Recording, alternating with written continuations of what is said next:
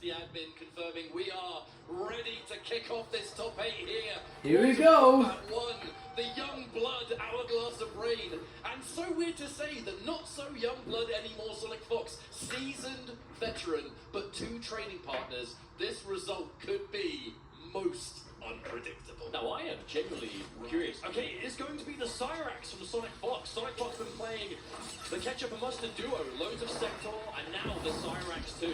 We're going to have an explosive match ahead. Cyrax, Man and Bo, such a scary team, especially in the hands of someone with the execution of Fox. But immediately, Hourglass there with Gavin set up, finds the advantage. Melina Lau, the tried and true team that we've seen Hourglass play so many times. And this is a matchup, they have grinded this online, they have played so many sets against each other, and Hourglass has been able to hold his own pretty consistently. However, this first round, we are seeing Cyrax setups. Here comes the net, meter drain, goodbye.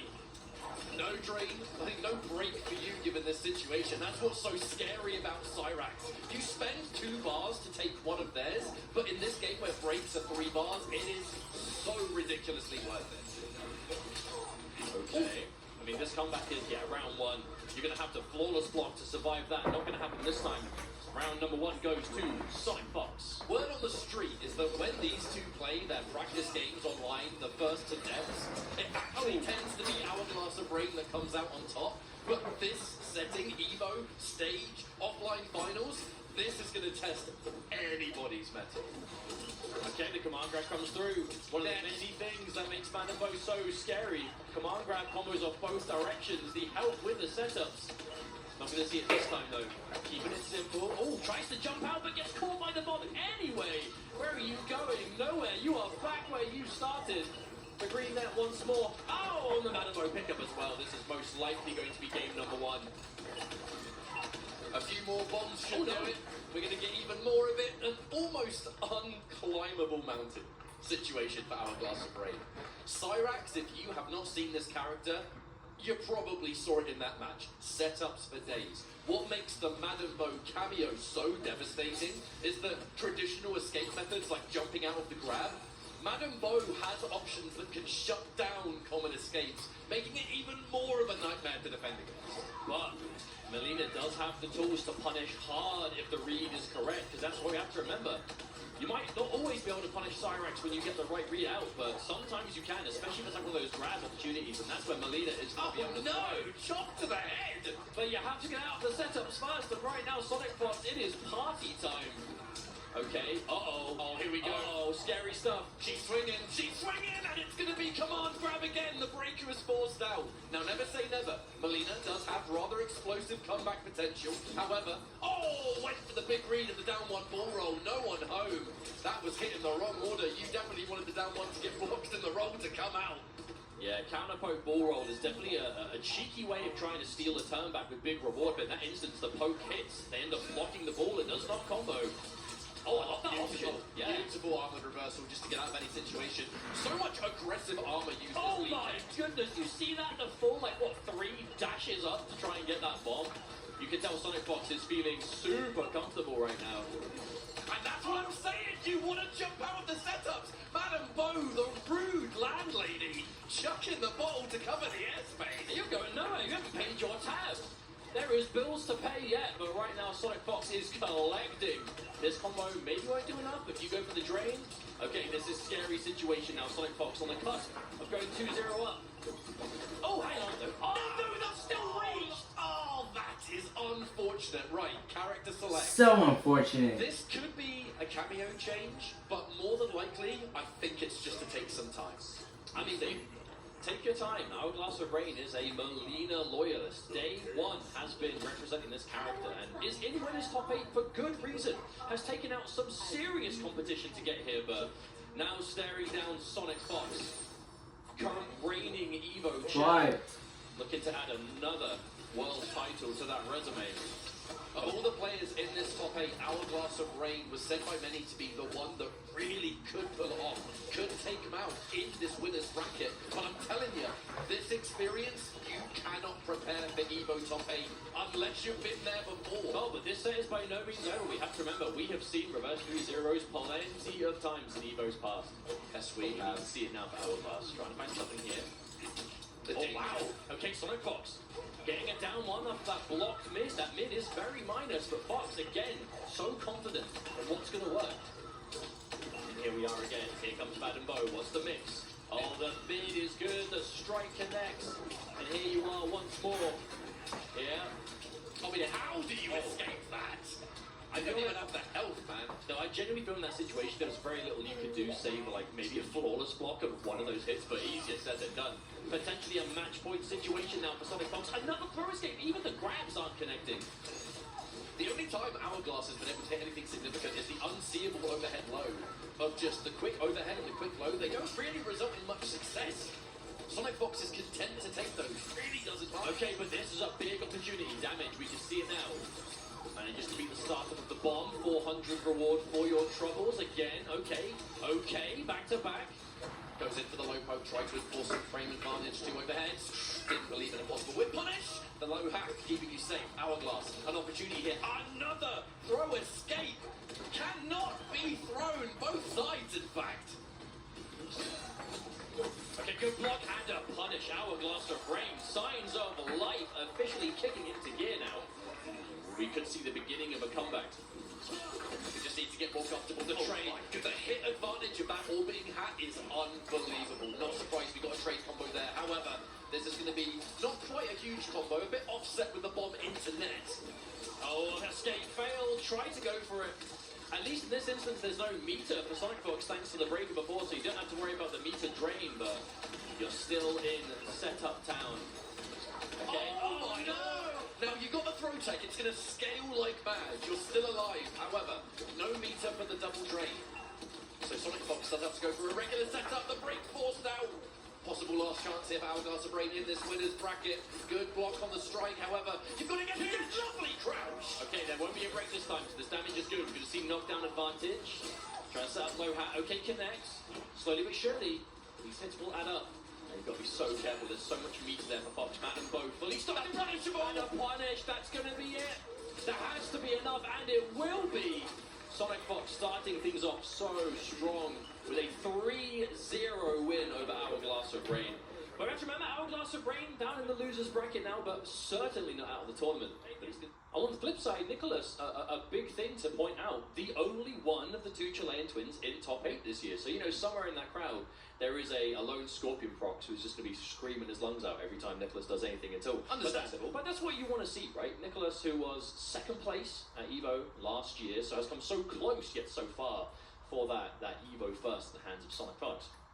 But you know he's going to be wanting to really pull this one through. You know, Latin America came to Evo in force this year. So many of the best, right? Like Snake Doe, Conqueror, Lavender Rain, Killer Shinnok, and the many more who made that trip over. And if they're not in this top 8, you know they're out there and they're looking to support. So we definitely have an international matchup on our hands. And you know that last chance qualifier for Final Combat going to go crazy because it's in Mexico. Oh, for real. There's no 2 ways about that. It's going to be wild. Looks like we're able to go into our next matchup. I did kind of confirm there.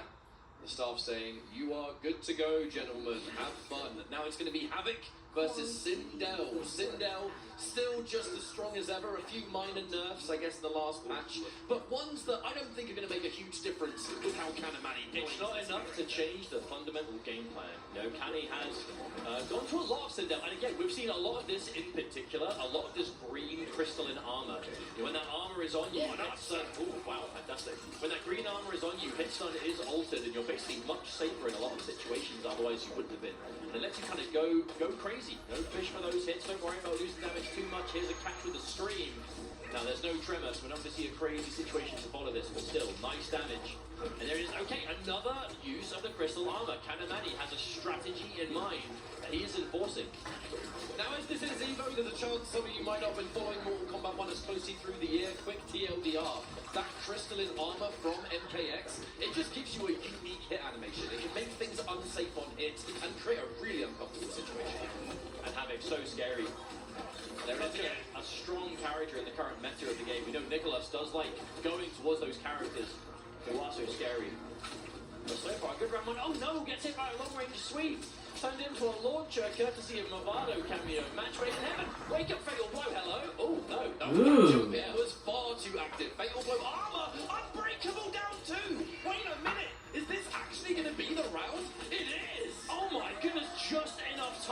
worried the fatal blow wouldn't come back in time. Remember, if you go for a fatal blow and it doesn't work, there is a cooldown period before it comes back.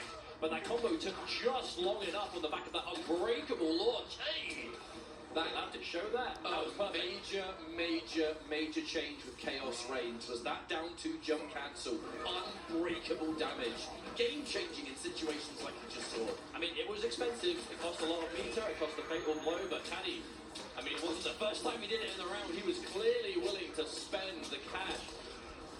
Nicolas holding on to the meter for that Havoc. Being able to use his meter for that crazy good armor.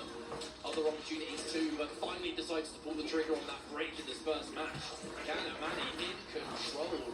Oh, what a lovely confirm from Nicolas. Bravado able to pick up just the lone back. Oh no! Missed the end though. An unfortunate little drop at the end. Plenty of damage done, but still. Oh no, and again! Kanamani, no, misses the full punish. Mixer! But manages to make the most of it. Could have seen a potential scramble on the back of that drop, but Kanamani forgot about it, unfazed, moved on immediately, and turned it into a reset instead. Again, I said this going into the match, cool and level-headed, which you kind of have to be when you're facing down a titan of the game, such as Nicolas. This is what impresses me so much, is Kanamani's just general composure here. Like I said, first time on American soil for tournaments. But not the first time we've seen those highs ducked. Kanamani is just on it with those crouches. No highs going unpunished. And Caddy is just one of the greatest at the Duck OS. That's just one thing that really sets him apart. Nicolas, not used to seeing Nicolas just straight up struggle to land a significant hit, but this changes now. But he's also in fatal blow territory, so he doesn't have access to EX tether. Should he want to do it, there it is. Here we go. Okay. What's it going to be? Are we going to do it? Armor break, but the defensive Tremor, the matchup knowledge! And that's going to be a punish! Oh no! That was such awareness from Kanamani. Normally, that EX tether into the snap, if you spend the meters, armor breaking potential, it's so hard to get out of that. But Kanny with the savior call on Tremor, just to avoid the situation. All those resources spent, and it did not even get the round. Kanamani able to turn things around. Unbelievable turnaround, however. No time to reflect, really, because we're going straight into this next round. Canny landing a hit, going in for that Tremor armor, which has just been working out a beautiful whip punish from Nicolas, however. So we have to be careful. That Sindel forward one, a strong, normal, multi-hitting, very confirmable, but oof, whip punishable. Oh, went in for the advancing bit there. Nicolas with a breakdown 3 challenge. The armor to interrupt. The guaranteed plus frames into setup of the Bravado slide. And now, Nicolas on the board.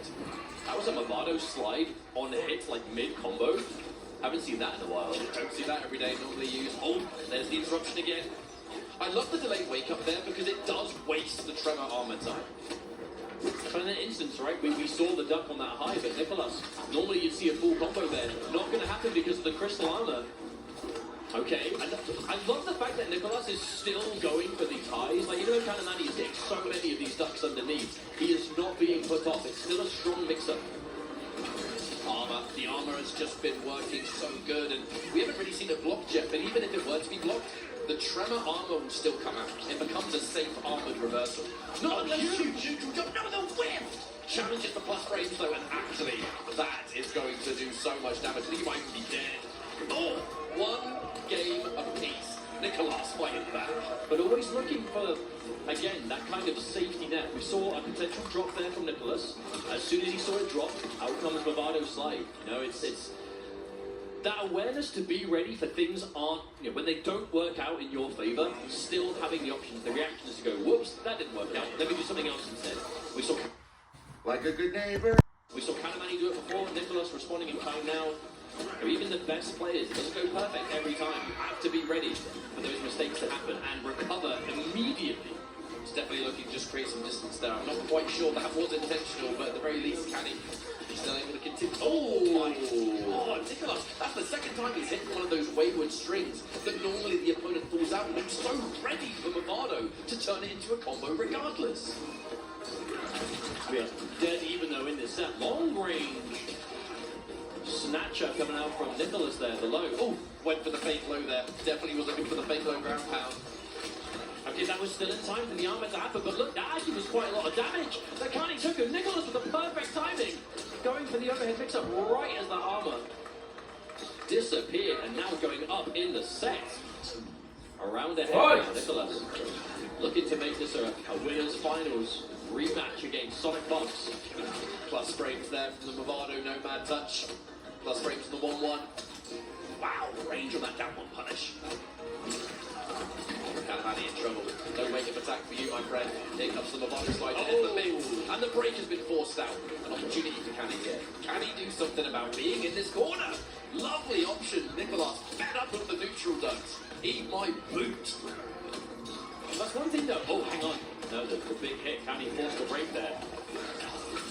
Canny has had to go for so many of these, or decided to go for so many of these crystal armors. Hasn't had the cameo available for the mix-up all the time, but again, going for that safety, the defense above all else. The quick anti-air just to get Canny grounded. Also, considering how often we're seeing that armor applied, Nicholas is playing around it so well.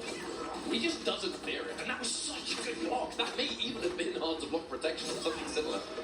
Ooh, it worked out big with punch. Oh, get the hit Movado! Yeah, that hit Movado. So there's a lot more damage coming out here. This won't kill, but wait, hang on, will it? No, not quite. But that's close. The delay over him. That was the entire set was bet on that. That was a ballsy move from Kanamani. Well, just delay, jump in, wait, and then just overhead. No mind, can't turn it into a combo. Betting the lead was so bold there. I mean, Oh, could get more of an anti at this time. Oh, okay. be careful with the mind, showing the respect. Nicolas going for another attempt here. Really tired of those neutral ducks, so he's going for the options that just cracked it. Wow!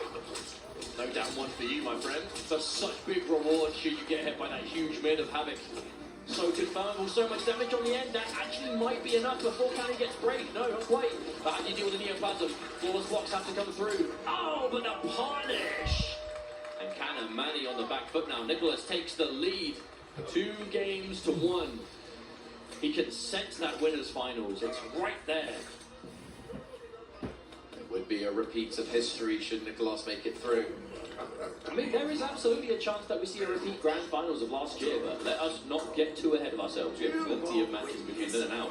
But you may have heard, we have had a character change. Kanamani going to, I think, the character surely this is his most played character in the game right now. The Homelander Ferrer team specifically. Canny, this is his bread and butter. Such a perfect team for his level of aggression. Oh, keeps himself safe. Actually, no, Ferrer landed on the mine. But I think rather Ferrer land on it than Homelander, because that's not going to be a combo. So that one, wow, okay, we pick up that down one. Just another day in the office. I said this is a team that Canny has played a significant amount. A big catch from Nicholas. Alright, we're going to be going near corner territory, which is very scary. Homelander, yes, with the Ferrer, the armor can be an option, but it is still generally one of the weaker armors in the game. Oh, wow! That was bold. Kanamani, a little bit of zoning. Oh, the cancel as well. Waiting for Nicholas to do something. Huge catch here, though. Alright, this ain't going to kill, but you're definitely not in a great situation. Kanamani going to have to make a choice, too. If you get opened up, he is going to choose to break. I wasn't sure if he would. But that's a confident break for sure. He can't looking for something. There's the laser. Quite a lot of damage coming through here. Ferrer continues. No go. Quick reset. Oh, try. Yo, I actually feel like that was specifically to read that, but didn't get high enough. Well, two. Still got that match point now for Nicholas. Looking to secure a winner's finals potential here, unless Candy can do something about it. That's the thing about Homelander. He's a really good character, but at this level of play, he is also a very popular character. Nicolas is going to be comfortable in this matchup. However, being those downfalls, the plus frames to deal with, the defensive. Oh, oh no! The mine just disappeared. But the mine was used. Cost both bars a cameo, so that low kick that connected. No Movado to turn it into something. A back throw out of the corner there. Escape failed too. Canny definitely thought it was going to be a safe side. So at the moment, oh, Canny out of the corner, but some big advantage coming through. Armor, okay. Plus frames lined up. Another armor! I mean, this is a risky business. However, we're going to convert. That was so far. That's very just enough. Is there enough to kill here? There is. Just enough again. Kanamani. Looking decent here, but again, this is still match point for Nicholas. I was a bit worried about the amount of armor we saw there, because obviously no break potential to build for the rest of that round. That forward four has just been working so hard in this match. Can you believe that used to be a low. I mean, it's one of the scariest things about Canny playing this character. Oh, what? The mix-up is good. Or drop. Oh, he got it! Yeah, again, a drop into an opportunity. Kanamani just went for the quick standing one, tried to get a quick punish, but Nicholas was just ready for the whip punish. Oh, that was so long range. It's looking real good for Nicholas right now. One more significant hit. The breaker's surely gonna have to come out, but he goes for the... Oh my god. What do you do? You've got to make a crazy comeback here. Is it possible? I mean, there's Fatal Blow, there's a lot of meter. Next hit would actually win if Canny can find the hit, but there's no Ferret to help find it. Yeah, manages to get over the mine. So careful though. No, that could have been it. Ooh. If there was the faith, to follow, but there was none to be found. Nicholas manages to take out Kanamani in this winners bracket, and winners finals is secured another time for the young Chilean. 3-1 over Conqueror, over Hard Rashid, and then the most important match for this gentleman in the tournament, 3-2 over Scorpion Proc, securing his first ever Evo Top 8, where I mean, there's so much more than just the Evo Top 8 going on for this tournament for Gur, because he has been around, he has travelled so many times to offline events and pro competition. He needs as many points as he can get, and a Top 8 here is a good way of doing so. But in his way now to stop him getting even more points is online Kale, the young destroyer. I gotta say, I do like this Lao pick. One of the big things is that Lao now is heavily built around that somewhat range control, that neutral. The way Gur plays Geras is so heavily geared around the rewind. If you hit him and he spends a bar while he's got the hourglasses, he'll go back in time and break the combo for a bar, get the health back. If he's fighting someone that's chipping away, there is no such opportunities to rewind. There's the first one though. Make no mistake though, it is hard to play Geras at this level. There is so much you have to keep tabs on, resource management, from the start to finish of every match you'll play. He is strong, but he takes a lot of work. But we know, lucky for us, Gur is the kind of player who has put in that work and worked so well with that Otaro low shot. Massive block advantage on those little projectiles there. And Kale just content to just sit and defend. Does get opened up by a throw though, but still sitting with a nice lead. Oh, went for the snap. Actually, that was a big snap. If that snap connected, that would have been enough. Nice catch on the overhead though. Haven't seen any Lao players do the spin before. It's a much safer option, I suppose. Oh, Kale has always been, like, of all the Lao players who have picked up this character in MK1, Kale does the most spins. Like, without a doubt, has always been the case, but for reasons like that. Sand Simulacrum kind of gives you a free opportunity to go in. Should the clone get hit, it just puts Geras back to where he started. This is the style of what Gur has developed. He loves that hit and run. Doesn't take too many risks. The issue... Oh, sorry, go ahead. I'm just saying, he creates such a brick wall that he has the most timeouts of any player in the competitive circuit. But his issue is going to be resources here, though. You know, you can stack that hourglass if you've got the meter to do so, but he's been pretty starved of it. Oh, was that confirmed? Was that a single hit confirmed from online Kale? This is bad. Knockdown, homing missile, it's all gonna chip. The chip damage was avoided once, but only so much you can do in that situation. Maybe try and flawless block and just pray for your life. Either way, that's going to be game one for online KO. And to remind everyone at home, this is elimination territory. One of these players is out of the tournament after this set. But if we're talking pro competition stakes, they're definitely playing with different levels of pressure. You know, online KO won an online regional finals for North America West. He's going to be confirmed for final combat. He doesn't necessarily need the points for the... That must have been the final end of the plus frames. Oh my word. But, you know, he doesn't really need that placement. But he's been entering events. You know, there's still prize money. There's still, you know, you want to win Evo, right? You still want to be a world champ. For that prestigious Evo first place. But Gur needs those points, as many as he can get. So every match he wins in this top 8, he is making his life so much easier. Did not expect to pull the trigger on that second use of the armor there. A big risk to play, but one that at this point, well, clearly worked out. That far Motaro teleport Gur really trying to just create as much distance as he can. Now he knows he hasn't got Motaro, so he's got to go for a different option. However, online Kale just pulling out the perfect read there. That was so expensive, from 3 bars to 0 in a matter of seconds. But those time stop setups in Geras, they are scary, but you don't necessarily have to respect every single one of them, right? Like, depending on what normal you do it from, the advantage might be a bit different. And in that situation, Kale's like, hey, I can jump out of this. Gonna try it, and absolutely worked out. Oh, what a catch. Caught airborne, so going to allow that command grab to put him in the corner. And then the armor. I feel like the reads on the raw command grabs have been so perfect for Kale so far. Has Gary even like hit a raw grab yet? Oh, walks right into it, Kale, with a preemptive string. No meter and no sector, however, so that is going to be no launch available. We also saw an up block attempt there as well from Kale. You know Kale has been prepared for this match. Gare is so willing to just swing those overheads. But not as many so far in this match. Keeping things a bit safer so far. A lot of those lows. Oh, tries to stagger, but no. Kale calls it out. There's an overhead, but trades with the rocket. Gare's blocks on that mid into overhead low 50-50 has been so on point. Oh, that's the punish! That's it! You can't break either! Oh, that was such an optimal punish from Kale. The quick little micro dash to get there in time. The early cancel to make sure Gare did not build break before it connected. That was as efficient as it gets. And online Kale now 2-0 in the lead, looking absolutely all there. Now Gare, a loyalist through and through, not just with Geras, but with whatever team he uses at the time. I don't think he's going to change, but I think we are going to take just a few seconds to go back to that character select. Oh no, no, he is going right back in. Consider me wrong. Gare wants to go right into this and try and just get the job done.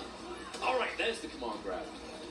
We're going to build up a rewind possibility. Well, a Still lot have of to build these, meter though. I feel like it's not like Gare is doing like a bad game plan here or anything. I think a lot of the instances is he'll go for a mix-up where there is one, and Kale's defense is just on point. I don't think it's necessarily a problem in terms of style, but we'll see if Gare can bring this back. Oh, huge armor. Even if that homing missile doesn't result in a combo, it just totally freezes the neutral. It just gives Kale that opportunity to push us back to wherever you want to go. If I'm getting pushed near the corner, you kind of have to respect that homing missile. It's so plus on hit, so plus on block. Lovely throw there from online Kale as well. 3 bars of meter. Can break if he gets opened up. We also have the hourglass stocks ready from Gare. Should we want to go for something big here? Hang on, wait, is he going to avoid? Yep, gets to the other side. Sector completely misses. No homing on that missile, I'm afraid.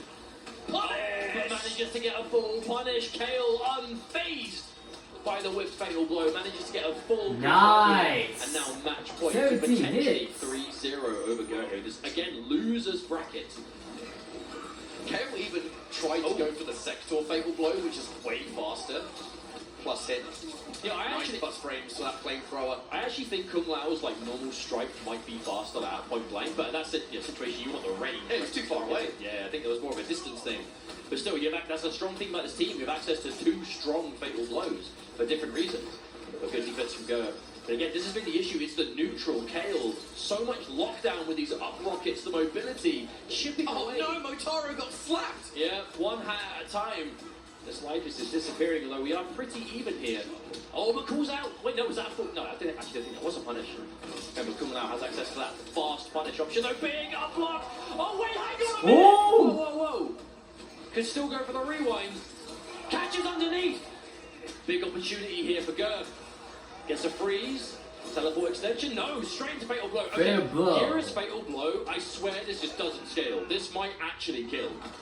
It's going to do a lot of damage at the very least, and even then, Motaro's locked and loaded. Oh my goodness, And it he's is. dead. Look at this. 560 big ones. Yeah, you weren't kidding. That didn't scale 17 whatsoever. hits, 560 Gare damage. needed that round. You can hear this crowd here. They want Gare to pull through. On the back of the clutchest rewind we've seen as well. Oh, that rocket still went in. One of them missed, and the other was like, nah, I got you, bro. Nah, Sector don't miss. That's my boy. Good block. The defense on that overhead blow has just been immaculate.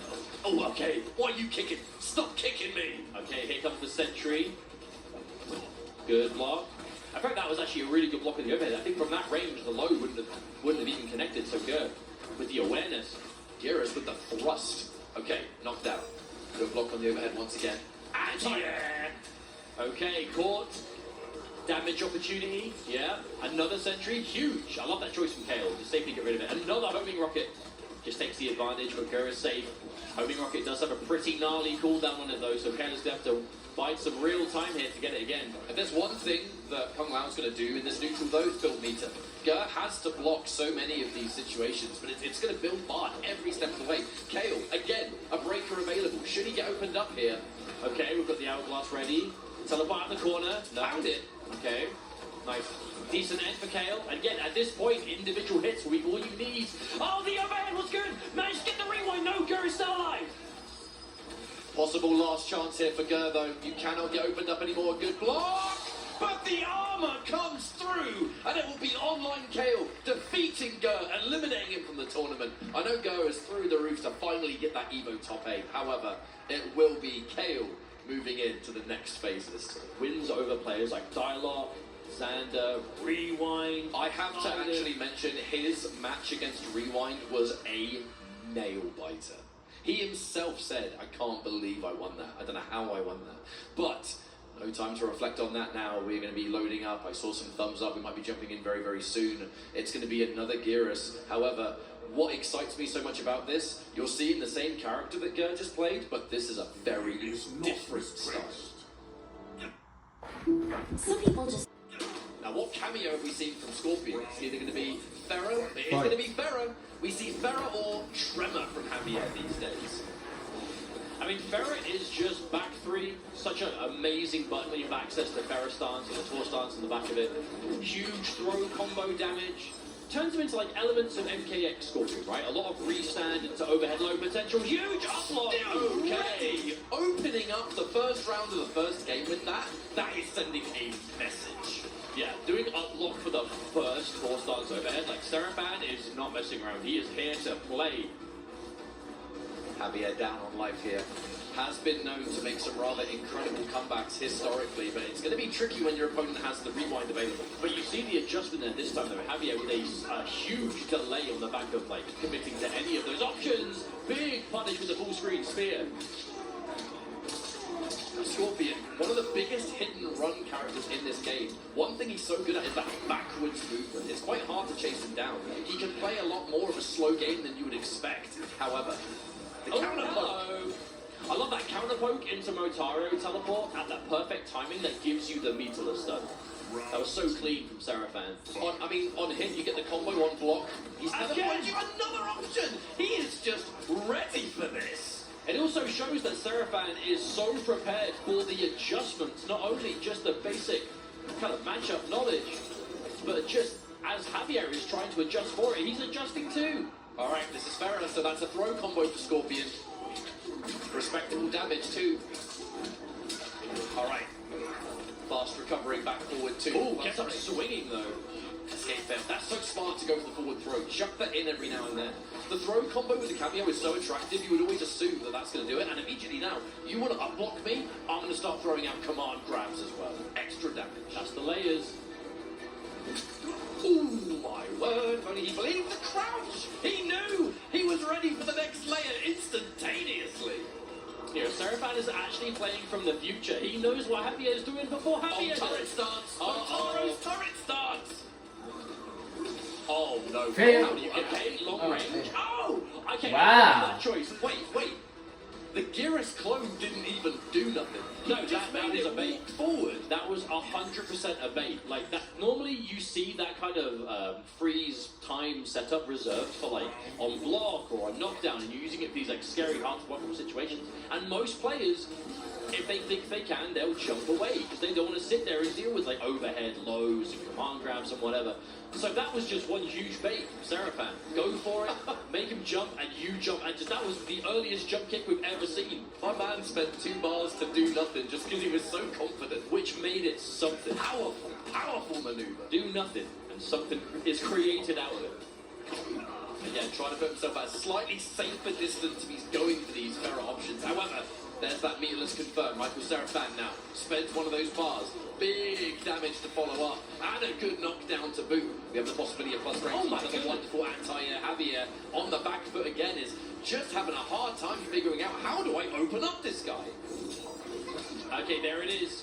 That's the first time we've seen a large opening in quite some time. Reset overhead. I think that's the first time we've seen a mix-up from the stance pay out so well. Oh, is that punished? Oh, that is definitely enough. Another round on the board. Seraphan looking scary right now. A player possessed. Javier doesn't have much time to make this adjustment, however. Looking for it, the down one attempt, whiffs completely. But you see the damage on this, for what that is. The overhead, mid-300s. Lovely jubbly. It's not just the damage too, it's the fact that back forward 2 recovers really fast, giving Scorpion ample time to go in and try to establish the footsies. Caught the down 4, with punish it with the back 3. Another combo to boot. Reset. Okay, instant low. Javier really mixing up his timings of when he's actually going to let the Pharaoh rock, so you're not going to be completely confident. Backwards move out, Tanya Scorpion. This man retreats, and another hit. Back 3 has been the magic button so far, ending it with a side switch. Confident end for Javier. However, signs of life are round on the board. Hey, it's still best of 5. There are potentially plenty of games left. I love the defense from Seraphan. Has just not been phased in the face of these these 4 stance mix-ups. Ferrer getting hit though means you've got to deal with that 6-second penalty before it even starts to recharge. So hitting Ferrer may not do much damage, but it means that you've got about 6 seconds of leeway before you've got to worry about the next summon. Man, I don't think we've seen a single one of these snaps connect across any of these Gears matches we've seen so far today. Because the reward of them is so high, but players are just, they are not overextending, they're being so careful. This is an interesting neutral, because Javier is so used to being the one that is dictating that pace with backing up. Geras' backwards movement is pretty much just as good as Scorpion's. But that's the interesting dynamic of the matchup. Oh, there it is again. Kind of just playing at that max range back 3 distance, such a long range button to begin with. Then you throw Ferrer on the back of it and it gets so much more powerful. Delayed! Or you could just do it point blank, I guess. Javier with the knowledge. Wow, the full screen spin. I mean, he has break. He's got meter too. Oh, here comes the Hellfire. It's not enough to kill. Michael Seraphan wasn't ready though. I wonder, did Javier mean to just... Oh no. Did Javier mean to drop it at the end into Hellfire? Oh, there it is. Whoa, Botaro. Sorry, mate. You're going to miss your turret stance this time. Javier, a round or a game on the board. I really like this adjustment. I just know the timings of the back 3 really just catching you uncomfortable in the neutral. But I do wonder if that wasn't input error by Javier at the end. Normally you see it was like a back 2 or something into the Hellfire, just to kind of help it along. I think it probably was meant to be a back 2. Maybe. Either way, it still worked out for Javier, so still alive. But now we are dead even. 1 game apiece, and again, I have to remember Seraphan's defense has been so good against these Ferrer options, but at the end of the day, it is a mix-up. And Javier is not going to be deterred. He is sticking to the strategy. This is a team he's played so many times. Well, Javier's combos, the ender will dictate how much Ferrer needs to recharge. He'll go for death spin at the end if he just needs the animation to take time to get the cameo back. Because the cameo really is the secret to this team. It turns Scorpion into much more of a somewhat MKX character, right? Just 50-50s all over the shop. Yeah, just look for restands, look for overhead low, big damage. Nice, confirm the standing 2 is going to reach where others wouldn't, and that's another round for MK Javier. He is becoming a lot more comfortable here, and now it's Michael Seraphan has to figure out, I'm just getting outranged, the standing 2, the back 3, these buttons have been a nightmare. Okay, but that's a huge punish. Oh, went for a reset. Interesting time to reset because Ferrer wasn't even available. But the rewind was. I wonder if Javier was worried about that. Yeah, I think that must have been the choice. Leaving it up though. Oh, big risk on the armor. Very big risk indeed, and now so much damage is being dealt. The rewind is still available if Michael Seraphan needs it, and that's just a VE low. That's going to be enough to take the round, and once again we are even Stevens. This round is the difference between being up or just, having to do 2 more, which mentally, quite a big task for some. Backed off just in case Motaro shot you in the head, I think. But that was quite a slippery end of round for Javier. Getting caught trying to wake up armor, then getting caught by a meaty, just not doing a lot of sitting there and blocking. Important first hit though, first blood here for Michael Seraphan. Javier loads of meter. Oh, that's gonna, a clean punish. And not just that, the rewind does not want to take the damage and doesn't want to have to deal with the reset because Ferrer is ready again. Oh no, watch your feet. The problem is though, Seraphan down with no meter though, and no stocks of the hourglass, and the next hit is going to be good. Oh, speaking of which, there it is. Thank you very much, Ferrer. Huge overhead coming through. Not going to spend meter though. It's going to keep that break. We need a wake up sweep. And again, going on? But a wake up neutral jump from Javier. Oh dear. And there's the reset. Wait, this is 950 health. Is there some? I mean, there's 3 bars. If you spend it all, is this Hellfire. It's Hellfire.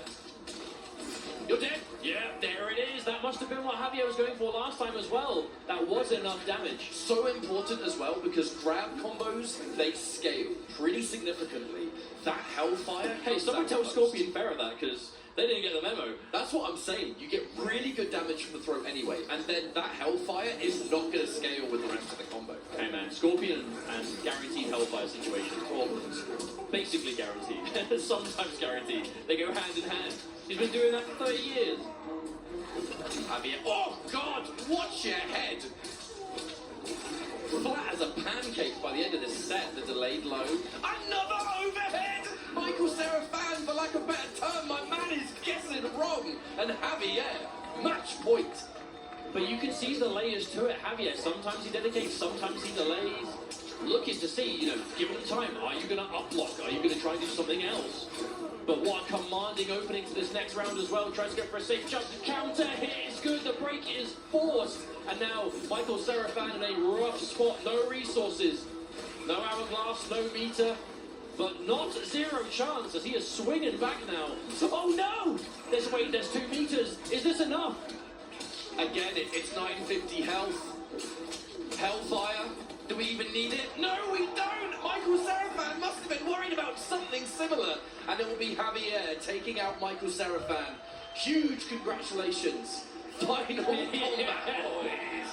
That was such an important set for Javier. Gonna be over the moon. But the thing is, we still have a top 8 to get through, my friend. There's that. Sindel, the Kanamani, has been really going towards in the entirety of this tournament so far. So the question is, I wonder what matchup we're going to be seeing. But I want to say shout-outs to all the EU heads at home who are tuning in, whether you're watching just at home, whatever time zone you're on, whether it's late at night, whether it's the evening, whatever it is. I do want to say, because it's a 10 a.m. start, I don't think it's as savage as it could have been. So I'm sure there's going to be a decent amount of you at home tuning in. Thank you so much for spending your weekend with us. I say that to the people watching. I say it to our wonderful crowd that we have here live and in person. It's going to be Kung Lao versus Sindel. Loser of this is out. Winner progresses to top row. Looks like Candy putting a lot of faith in this Sindel, the immediate armor, and that's going to be a grab combo. Didn't quite get the second dash though. Yeah, I think if you actually get the full shove and you don't get knocked back by your own missile, it's quite easy to pick up from that bird. I'll tell you what isn't easy to pick up from, whatever that was. I've never seen that confirm in my life, mate. That was a sweaty conversion, if ever I've seen one. Sector's full screen teleport. You don't always get the chance to confirm, but it does just completely destabilise this neutral. Look for it. Cheeky ground pound there. Tremor, forever the meat shield. For those that may not know, Tremor, when he flexes, if he gets hit, it's actually a 3-second penalty, not 6. And because he just appears in front of you, there is elements of using him to absorb attacks or projectiles mainly. He can punish Sub-Zero Ice Clone on reaction. That's not fair. Yeah, there is some unique tech to him because of it, but it's very interesting either way. A pretty even round number 1 here. Good punish on the poke. That's the downside of using your longer pokes. If it's point blank, you will usually get punished with a down 1. A break from Kale, confidence. I mean, it's a close round. If this connects, it's going to be either you lose the round or you use a break as well. Oh, hang on a minute. Oh my goodness. That was so risky because even though the Tremor was coming out, I don't think you would have survived from the armor. Maybe not, but either way, it did work out. Kanamani takes a round. Overhead's going to connect. Missile pressure. The sweep doesn't look like much, but every single knockdown, its damage, its positioning, its momentum. Oh, counter hit. Big opportunity here for Kanamani. There's not going to be a Tremor on the back of it. We did see Tremor used before. Make that reversal attempt a bit harder to deal with. That was an interesting ender. Going for like slightly different enders. I wonder if that's almost to make your opponent uncomfortable. They don't get their wake-up timing. The escape, dash in throw is going to be good for Kanamani. Plus frames that down 3. It's going to be the hard to block. The break available for online Kale has to let it rock. A tricky situation to survive there. So difficult to block the low ground pound. The overhead flow options from Sindel at the same time. Huge up block on the rocket, but no. Kale is not deterred. This is really scary stuff. The delay high. Oh, the whip punished! Kanamani, 1 game up here, online KO. Far from out of things after a whip punish like that. Sending a bit of a message, right? I'm looking for your buttons. I'm not afraid of you. Rematch. We wasted no time. No, this is definitely Right quick back in. fire. This could very well be the matchup we see the entire time as well. I mean, I love to see that KO has had so much faith in the Kung Lao this entire tournament. So I feel like normally he would like start with the Homelander and then end up going to the Kung Lao if it was kind of like necessary, but there's a lot of confidence in this time. Yet again, the quick little micro dumps underneath the grab, but what can you do? The missiles are coming. You have to deal with the chip damage, you're going to have to deal with the plus frame. Oh! Oh my good lord! That feels bad. That feels so bad. Very bad. All the delay, but no, trying to fake out instead. And now the armor is good once more. Walmart's got low prices for back to school. Oh, tried to whip punish. Went for the right option to make a whip though. We're going to get more? Yes, That's still connected. Yo, my man knows. He's done that homing missile once or twice. Oh, whip punish again! Even if you build break, is it even going to be worth it? I mean, KO broke in a similar situation last time. Yeah, it's going to be the same thing again. A really big risk to play there because there's no chance of being able to... Unless you flawless The block. flawless block! It's still active! No! Kanamani's patient as well, backing off. This is scary stuff. Okay, there's a good block too. Wait, is that connect? Oh my good God! How did you find that? Is that enough to do it? Surely, I mean, oh, it might be close. Oh, you're dead. That is You're enough. dead as a doornail. That was 1% health. He must have been like a pixel away from that down 3 hitting. Now that genuinely had to have been like, it couldn't possibly be closer without actually connecting. But that's why we see the breaks like that, Kale. That young man confidence. And for good reason. For it again. The fact is down 3, just really good, but also low profile. Just being able to go under those projectiles that you have to deal with. Alright, knock down, no sector. Gonna have to do this the old-fashioned way. A complete swing of momentum though in this round until now, Kanamani finds the opening. This won't get close to killing, but it's going to be a decent lead to keep anyway. Knock down. Alright, Okay, this is we rough. missed this. There's no fatal blow to power through the armor either. Oh, he lands on it. Kanamani. Okay. This is one of those pivotal moments. Do you go 2-0 up or do we tie it? Oh, I like that reach. Can you believe how far Tremor was there? Still found a way. Oh, alright, we're mixing, we're Okay, mixing. that's 3. 4. And now we grab. Just like that, about half life gone. Alright, wake up down 1. Enough of this. Get away from me. Oh, no, that counter hit. Yes, it did. Meter being spent. Oh, the fake out. Trevor. Yeah. Tries it again. This time up rocket covers. We're getting weird. Ooh, wow, with dive kick. Instant recovery on that. However, clicked. And now that's a full combo. Not just a full combo, but a fully stocked Trevor. What is the mix? Okay, no, we're not going to see it. Kale decides to break before. I respect that. Oh no, Sector gets hit. No missile. That hurts because that is a 6-second penalty. We might not have a missile for the rest of this game unless online Kale can bide his time. I mean, Kanamani's staying on a lot of meter. That's the big problem. Trevor's going to come back much faster. Okay, there's a hit though. Okay, again, the mids are good. He's pressing. He's pressing! Kanamani just swinging the down 1. What is going on? Yeah, back-to-back down ones there. Kanny definitely looking for something quick. It did not work out. Neither of them connecting. 10 seconds on the clock starting now. How's it going to go? Bowling ball? No! The half finds its mark! And that brings us 1 game apiece. Kanamani way too, I would say, desperate to close things out there. Yeah, I feel like those 2 down ones back-to-back, like, those are normals that, yeah, they're fast, but they have a lot of recovery and they're pretty stubby. So for Kanamani to swing 2 of them back-to-back there, very uncharacteristic of him to play like that. When people normally do stuff like that, it's because the pressure's on. You've got really only a few seconds, a few hits. Or there's like magic pixel left to do. You go for this really disrespectful stuff because in your mind, that is the last thing your opponent's looking for. They're not ready for you to do And that. that's all you need sometimes. And Kale was. That's what was the most impressive thing. He was so calm and collected. He was still ready for that. Okay, double missile. Here we go, full combo. knocked down into the corner as well. That 2-1-2 such a good auto shimmy. So such a crucial match for Kale to win. You do not want to be facing down 2-0 in losers bracket. But look at this momentum and the overhead as well. On the verge of this could have almost been a flawless victory. We only took like 5% damage. A dominating round though from the young man online Kale. A complete twist of fate. Oof. I mean, we can't even call that an advantage. Yeah, the armor came out, but we're still against the corner. And another tech. No throws allowed. Throwing discouraged.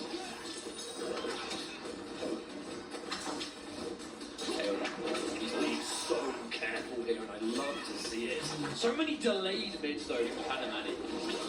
Because Kale is looking to tech throws all the time, and normally delayed mids is how you can kind of catch people slipping there. But Kale ready for the delayed mids and the throws. This brick wall of a defense. Okay, still took some damage, but not as much as we could have seen thanks to the armor again. I still wouldn't call that a particularly good situation. And again, the patience, Kale. He's not getting opened up, refuses to get opened up. Good block on the sweep. Cannot whip punish. Almost instant recovery on that. Oh, the buffer. Are you kidding me? And we're just going straight into character select. Alright, this could be where the Homelander comes out, or maybe even something else. Well, this is going to be the final opportunity that Kanamani has. Not to be a broken record, but we are in losers territory, my friends. If you lose here, you are gone. Oh, okay. Actually, we just go straight back in and just take this moment. Next time, Earthrealm will host. You can definitely see the change in approach though from online Kale. The defense superb, the aggression on point. What can Kanamani do to stop this momentum though?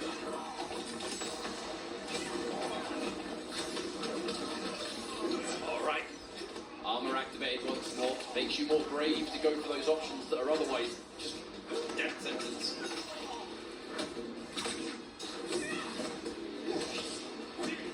Okay, again the defense. Just eating those 50-50s and consistently being wrong on them just gives Kale so much advantage. I love how Kanamani is still trying to check these whip dive kicks, but it's so hard. There's like almost no recovery whatsoever on them. They're still trying to establish something. But this is a big opening now. There it is. I actually feel like whenever Kanny has like faked out the tremor, it hasn't worked. Whenever he's called the tremor, it has. I wonder if that could be a change. More commitment to these scary mix-up opportunities. And there's the block. And Kale covering. Making sure that if the overhead is blocked, well, he can still get out to safety. I really do like that overhead into spin technique. It's just a free check. On him, you get damage. If not, then who cares? I mean, is it the biggest reward you can get off that overhead? No. But is it going to keep you safe if it is blocked? Absolutely. These throw techs have just been on the money every single time. Looking for the down counter poke. Another throw tech. Kale says, get away. Escape failed this time. Oh, but there it is, the confirm. Tricky confirm too, the first hit of forward one block, but the second and third good. Another delayed bit, this time the block on the low overhead. That block might have saved Kale's skin in this match because Kanamani just needs a little bit more damage, shy of 300 to bring us to a game 5. Many of us expected a game 5. Will we get there though is the question. Oh, I hope so. As Evo top 8. You do always have to be quite careful with any sort of projectiles. Didn't have the meter. Just shy of it. Like a shred away from having enough. Okay. You're definitely dead. Unbreakable? Yes, indeed. Yeah. Game 5 is secured. And it's all going to come down to this. One more match. But even then, you know, the boldness to just commit to Fatal Blow there. I mean, if you do have Breaker available, yes, you can take the risks, but at the same time, when you're that low, a great option from Kanimani. I like that choice because Kale has been poking after that overhead like almost every time. So Kani just trying to establish armor, maybe send a message. Lovely block. A really good interrupt though from online Kale. He's going to let it rock. There are so many layers to both their offense right now. Fundamentally, it's coming down to what kind of options Kale is choosing versus Kanamani, the flip, other things too. Armor meets armor, but in this case, Kani still has meter, and he will spend it. Right, combo. It's going to take a good amount of time. It means that we're going to be able to get Tremor back even faster now the snaps come out. First time we've seen that in the whole match. Easier said than done to find the space for it, but... And just, okay. Kale finishing the string, looking for the advantage. Canny not letting it happen. Interesting trade. And there it is again. The mix-up is good. And Kanamani finds himself at match point. It's a critical moment here for online Kale. If you want the young man to make it through, you don't have much time left to cheer him on, I tell you that much. Okay, trying to go for a quick jump back projectile, not getting it this time. Oh, wow, okay. That is the first time, maybe, in the entire set that the Tremor fake out has resulted in a successful hit.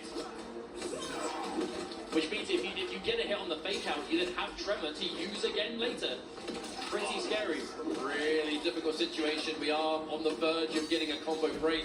That does mean, though, that Lau's going to have to choose break or armor. A hard choice. Kanamani can just sort of chill out at this range at the moment. He's got Tremor, he can meet shield, he can build his own resources. There's like just shy of 40 seconds on the clock. There is no rush here. I mean, you don't need to. Nice anti-air, and again the rocket coming down, take every hit you can. A pivotal break. That break has kept Kale in this tournament. Can he find something else in the back of it? Tries to uplock. But this time again, Kanamani not looking to commit this time, really wanting to take this win slowly and steadily. Alright, the good block of the low. That actual low block might be everything. Do you have time to make this comeback? I don't know. Go big or go home! Go big or go home! There's not much time! Is this fatal blow going to be enough? That is the question!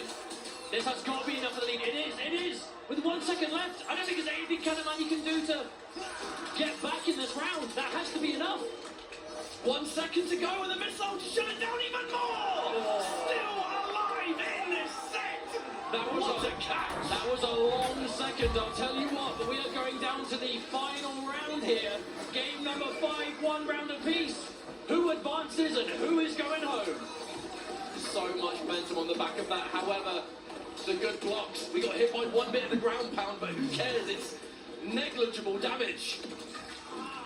Online Kale, really good in the meter department.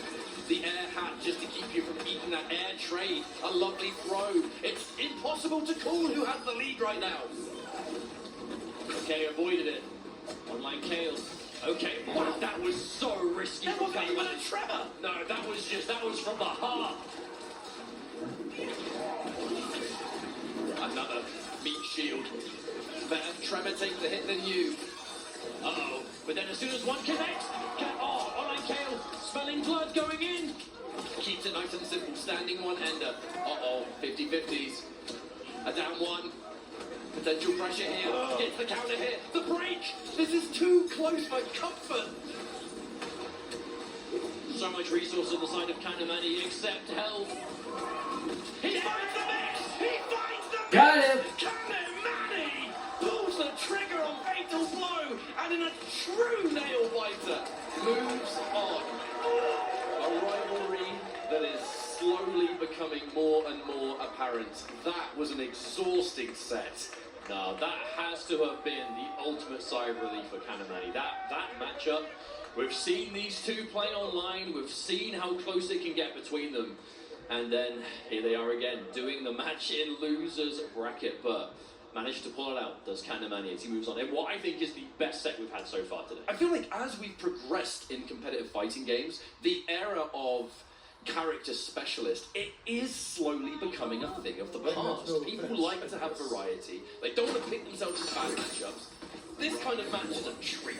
But what makes me laugh, though, is I'm not firing shots, but to both Hourglass and Javier, I've seen both of them over the time pretend like they're picking up other characters, and then when it's in tournament, Scorpion, Melina. You can't quit your favourite, that's just how it goes. Hey, but they took him to Evo top 8, so, clearly something is right. But the big change here, though, is the Scorpion Tremor from Javier, which is much more of a, I suppose, kind of like traditional Scorpion team that this game has seen. A lot of like safe death spin, nice damage extensions. You don't quite get the same overhead low that you get from Ferrer and the massive throw combos, but still, definitely get a lot of interesting tools that Scorpion very much likes to have. Scorpion Ferrer is an anomaly for the character. Like, Tremor brings you much more to a fundamental that he hit and runs, you know, and that's the whole thing. Lovely breakdown from Javier. Confident, though, I must say, because that was a brave option. Is he going to go for fake the breakout, maybe? No, break. No, they've all choose to break at the last minute. Has to be plus. The throw. Bold business. Is it going to be possible to find a hit? Oh, I love A big risk. Yeah. A big risk. That right there is going to be a very important piece of this matchup that we will have to remember. There is basically nowhere on screen that you can spear that ball does not pick it up. And that ball is a full launch every time. Oh, okay, no. We're going to be seeing Javier fish for that quite a few times. That meterless hellfire into Tremor launch does so much damage. But it is not unblockable. A hard read there from Hourglass, though. I know sometimes Melina players can sometimes get ball roll on accident, so I'm never going to boldly claim whether it was or not. I'm not a Melina player, however. That is a big part of the team right there. Death spin into Tremor punch. She is the right character, though, that you can assume that it's probably intentional whenever you see a ball. It's just Melina players, isn't it? It's hard to tell. Now, for real, it's part of the Melina DNA. You are playing the character wrong if you are not throwing out a ball every now and then. I'll be honest. You've got to install the fear into your opponent. You know what I'm saying? It's got to be done. Oh, wow. Advancing overhead. Looked for the reversal, but just covering way too much space. Tremor nowhere to be found, and that will be game number 1. Hourglass of Rain. A solid start. Melina wins. Me, though, right? You're so motivated to go for those big rewards, whether it's a spear, whether it's a teleport, reversal trying to cover it with Tremor, but if it's not on point, Melina will make it hurt. Melina, I feel like, has been so consistently one of the higher damage characters in the game. Maybe not so much with the Kung Lao team, because this is much more of like a consistency above all else, but this character is capable of some big numbers. And there's the adjustment. This time we go for the ground pound instead, the longer reach and the quicker starter. Very down 1 heavy though, and Hourglass ready to punish those. Any down 1 on hit for Melina, it's a decent position, right? Because you have the advancing overhead. You've got the instant low. Her sweep is plus on block, something like most people don't really know that. That's why he backdashed afterwards. He was looking for a button, but he didn't want to get hit. Punish. Oh, big punish. That's that unfortunate kind of low projectile where at the range they're standing at when you throw it, it is safe, but they just dash beforehand. Oh no. The pickup. Yeah, looking for the low pokes. Yeah, these are two characters with some decent pokes on them. Melina's down 4. Sweet. Down 1, very strong. Scorpion's down 3. That's why we're seeing it established. Oh, and there's the layers, trying to establish poke into special. Because if you start respecting poke into special, you can start doing poke into a lot more. Wow. Let it hit. Late mid there, Hourglass. Again, these individual buttons, they have been hitting, but they're part of the stagger game. They're not really being used to connect. However, timeout territory, plus on here. The sweep. Looking for all buttons here. Overhead in a minute, Hourglass still has a chance. Ooh. Not so much after that whip. Yeah, the second that whip came out, Javier got the low poke, the frame advantage, pretty much a done deal. Well, I'm pretty sure that down 2 connected, that it would have been enough to get a slight likely. Either way, it was definitely an attempt. Didn't quite work out. Javier now in the driver's seat. Good knockdown. Meaty mid. Oh, did go for the up block. There is some specific answers for that overhead. The death spin was slowed down in the patch that happened a few months ago. Okay, again, we are seeing so many throw techs in this top 8. Which is important because there's so many characters, they have that real strike throw threat. Oh, hello! Really loving the use of this Kung Lao orbiting hat. It really isn't a cameo attack that many players use, but Melina's application of it is pretty ridiculous, to be honest. Damage plus frames, safe advances if you cover it with a low hat as well. Great tech. But that is kind of like classic Hourglass of Rain. In the neutral, just back off, build that time, get the cameo back. Don't go in until you've got the resources available. You've got 99 seconds, use them. Both players sitting on 3 bars a meter. Doesn't punch Melina, but does punch Kung Lao in the head. Yeah. A lot of advantage on that, but nothing else to be too afraid of. Another escape failed. We're seeing so many throw attempts. The tech's always tried. Every time there's that low hat. I'm just so certain that Scorpion teleport is on Hourglass of Rain's mind. Even then, backing up, you know, you don't want to get in a weird situation here. Happy to play. Yeah, Hourglass so consistent with those unblocks now. Not really eating any chips whatsoever. Okay. Again, Melina not going to overhead low you to death when they do connect. They can add up. Oh, tried! Oh, punished! Unbreakable. There's another bar too. Oh my god, are you serious? He just went Wow. one to another. I have never seen that exchange. That's 0 to 2. I wonder if Javier, like, is there a possibility that maybe he could have continued off of that and just gone for a larger combo, or if he just wanted the reset? Because in that instance, I think if you do reset off of that Hellfire, the next hit probably wins, but Hourglass always ready. What's a way to return to an EX down 2, being on the receiving end, do it yourself. Such a strong tool though, I'm not surprised to see players really make the most of it these days. Javier putting his tournament life behind the Ferret. Confidence. A very different style of Scorpion.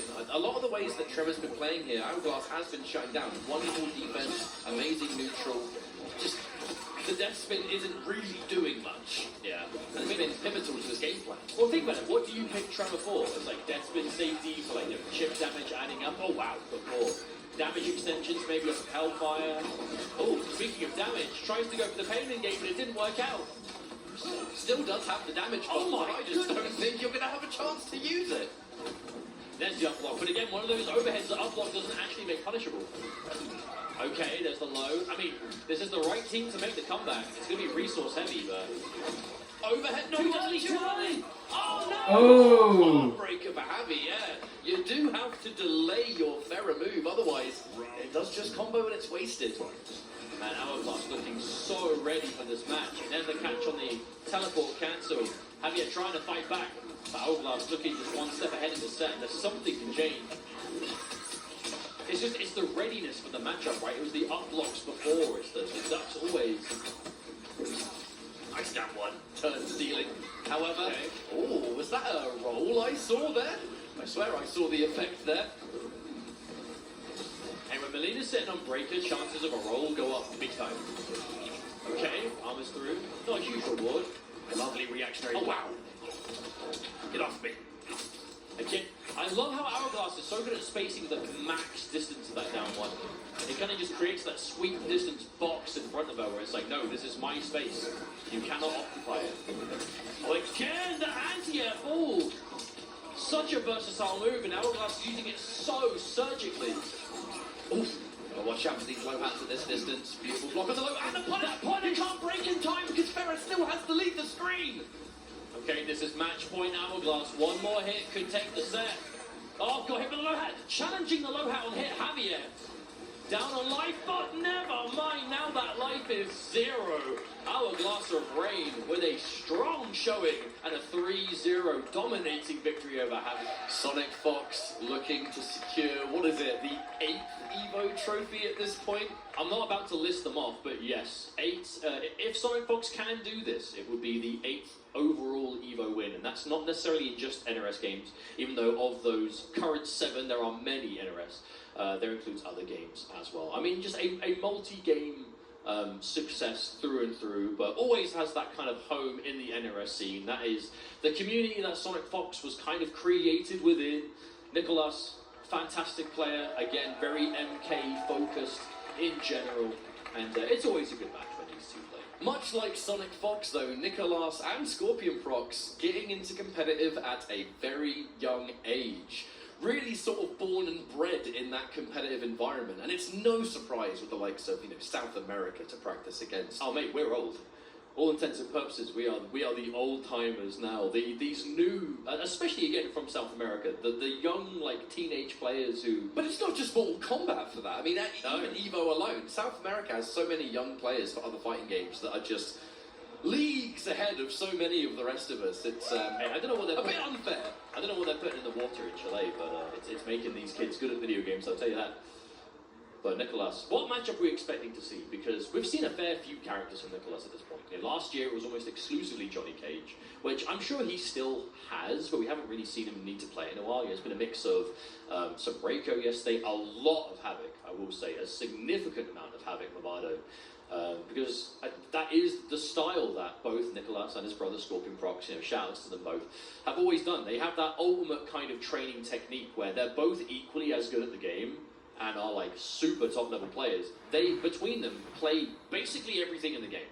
And they just play against each other all the time. So they are grinding countless matchups. You are very unlikely to surprise them in tournament, but it also means they have access to a lot themselves. Even that, though, I mean, you know, I might expose myself for having the worst memory in the world, but didn't we see Nicholas use a really optimal Baraka Tremor yesterday?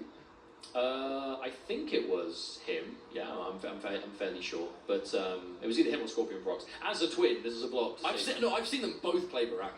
But they often do play the same characters as each other, so if one of them plays it, I'm inclined to think they both do. But either way, Sonic Fox has been fully all aboard the ketchup and mustard train, the Cyrax and the Sector. Versus Havoc, though. So, right, it's going to be a Cyrax match. I was talking to Fox yesterday, right?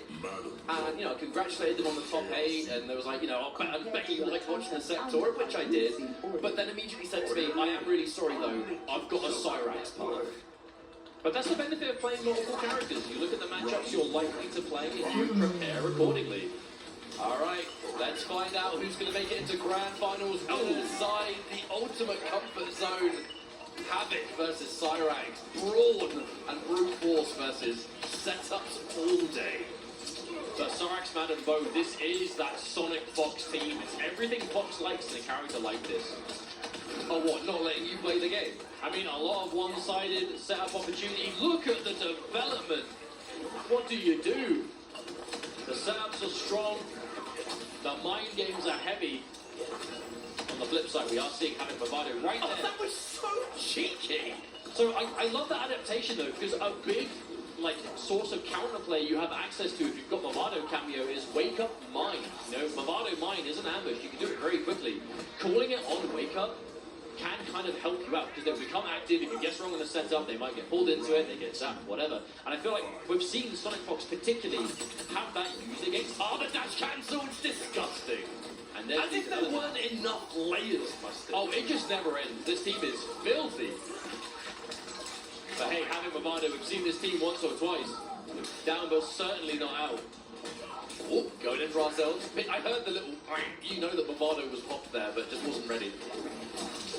Okay, another grab. What's it going to be this time? We do see 2 meters on the side of Sonic Fox. Will we see the meter drain end? We do, and that, not only do you get the meter drain, you also get the drink. So now the dash cancels in play. Oh, the mix-up between 2-1 for the overhead and 2 Madam Foe. You know, I had wondered why we started seeing Sonic Fox go for that overhead. But with bombs on the screen, is it even unsafe? Oh, my God! Perfect time we saw.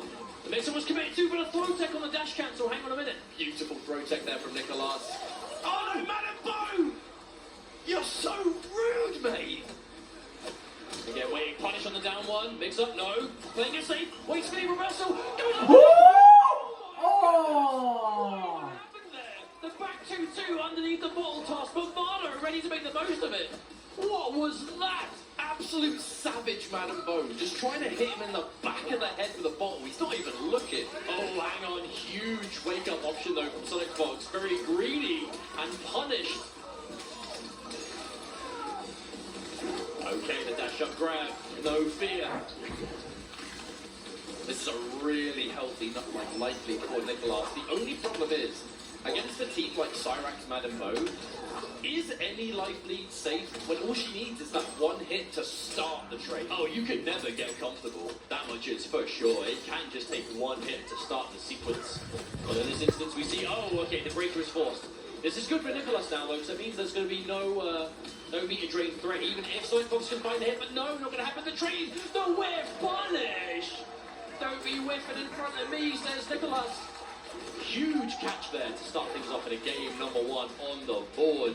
But man, do you have to fight for it. These are two characters who I feel like you can never feel comfortable in front of them, because whether it's damage, whether it's mix-ups, like Cyrax is much more about that kind of upfront strike throw, and then obviously dialed up to 11 on hit. But Havoc is just so many strings of overheads in them, where that low nether snatcher is a threat, the mine for extensions of low grabs and strings.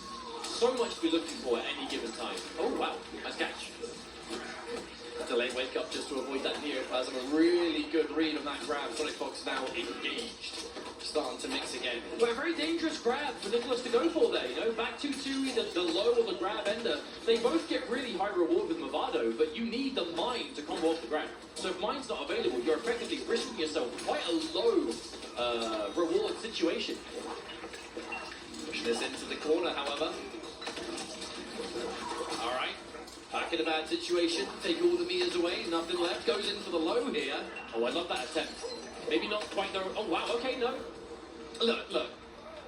That was as good as it could have gone right at the end. At least you're not in the corner no more. But we did see an interesting attempt there from Sonic Fox. There are some steps. As soon as you kind of establish that layer 1 of the bomb mine game, you can start doing like different distances of bomb into like the back 2-4, so the low that you take out the overhead. And then even though you don't normally get a combo, it will pick up. But not going to see it this time as a huge opening from Nicholas. Starts things off with a 430, the mixer. Wrong overhead. That's another hit. That's like 2 400s back to back. And there's EX Neoplasm. How do you deal with it? You do not. Wow, that was Movado into Neoplasm. So that was Movado just holding you in place. Right. Cyrax. Where do we go from here? We've got those 3 bars again. Madam Bo, half of it is used, but not the worst cooldowns in the world, to be honest. Dash cancel. Again into a lovely throw tech. Always ready. Oh my goodness. Madam Bo, you're just standing there. Help. That was down 4 into launcher on a hit. That nether snatcher goes so far, huge reward, but it's rare that you need Disrespecting the plus frames, Mustard. Yeah, You've got to respect the frames, mate. But it's rare that you see poke special both connect on hit. Normally if the poke connects, the special is blocked, but such a late cancel window on that long leg of Havoc. Ooh! I couldn't even see it. Oh, underneath, ready for everything and... I'm not even going to bother finishing that. Any option! Any option! Come on now! But is it a surprise that Nicholas has that preparation, that readiness for everything? No. Exactly. This is a prepared player, always and forever. But starting things off 2-0. Will we see a full comeback? We have to. Still choosing to go with the Cyrax. No matter what. But hey, I was told that this is a Cyrax part. Oh no, a dropped combo from Nicholas.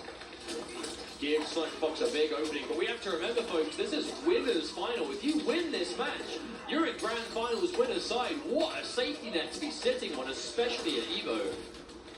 And the difference, the flip side, having to make it all the way back to the loser side. There's the armor. I respect that. And Nicholas on the winner's side grand finals is going to be absolutely terrifying. You're going to have to do the unthinkable if you want to be able to take him out. Good plus range. Unthinkable, but not impossible. And very difficult. Oh! The trait? Yo, she is not playing fair. She's just constantly hitting you in the face. That's not martial arts, is it? Nah, she's just getting in a bar fight. Oh! Hang on a minute, wait, the roll. EX? No, she's going straight for Fatal Blow. Okay. Right. We're going to do really good damage here. However, this is not going to be the end of the round. I mean, we're going to get the slide. Yeah, Movado's back, so you do get slide potential off of this. The question is, does Nicholas want to do it? He does. But I think Fox takes the slide on purpose. Get the distance. Down 2. Oh, yes. Ooh! Don't even have to worry about Madam Bo there. This is match point for Nicholas. And this would be an extremely dominant winner's finals. Not the result many would have expected, I would say. Uh-oh! Movado! That's a rough start for Sonic. Alright, plus frames. The Nomad touch. Immediately caught swinging though. That's going to be a confirmed Fox. The breaker activated. Oh.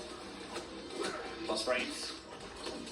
So folks, every single disrespect of plus frames here is going to be catastrophic. You've got to be so careful now.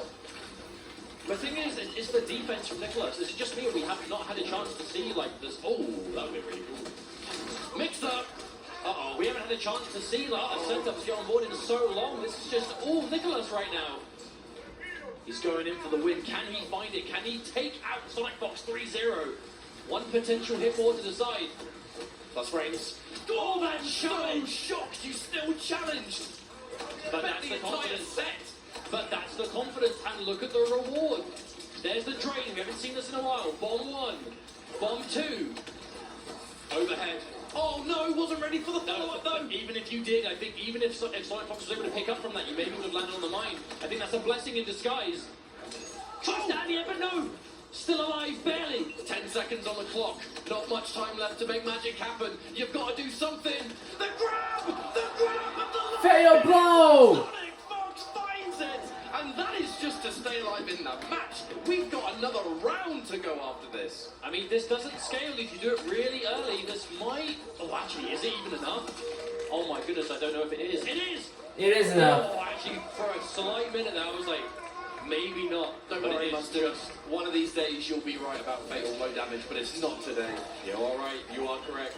But that does keep Sonic Fox. And you were just saying, every disrespect of plus frames could be punishing unless it works. And that entire sequence was started off of disrespecting frame advantage. But Fox is the kind of player who will do that. You can't play by the book every time or you become predictable. And there is no one less predictable than Sonic Fox. Full combo from the throw tech, but because it was a throw tech, scaling massively. It's not going to save you from the meter drain or the situation though, so who cares? That's very good. Lock. The layers, it keeps going. Recovers in time. The mine. Okay, out of the setup, but still back to the wall. Got tons of health. Oh my goodness! So brave to commit to that.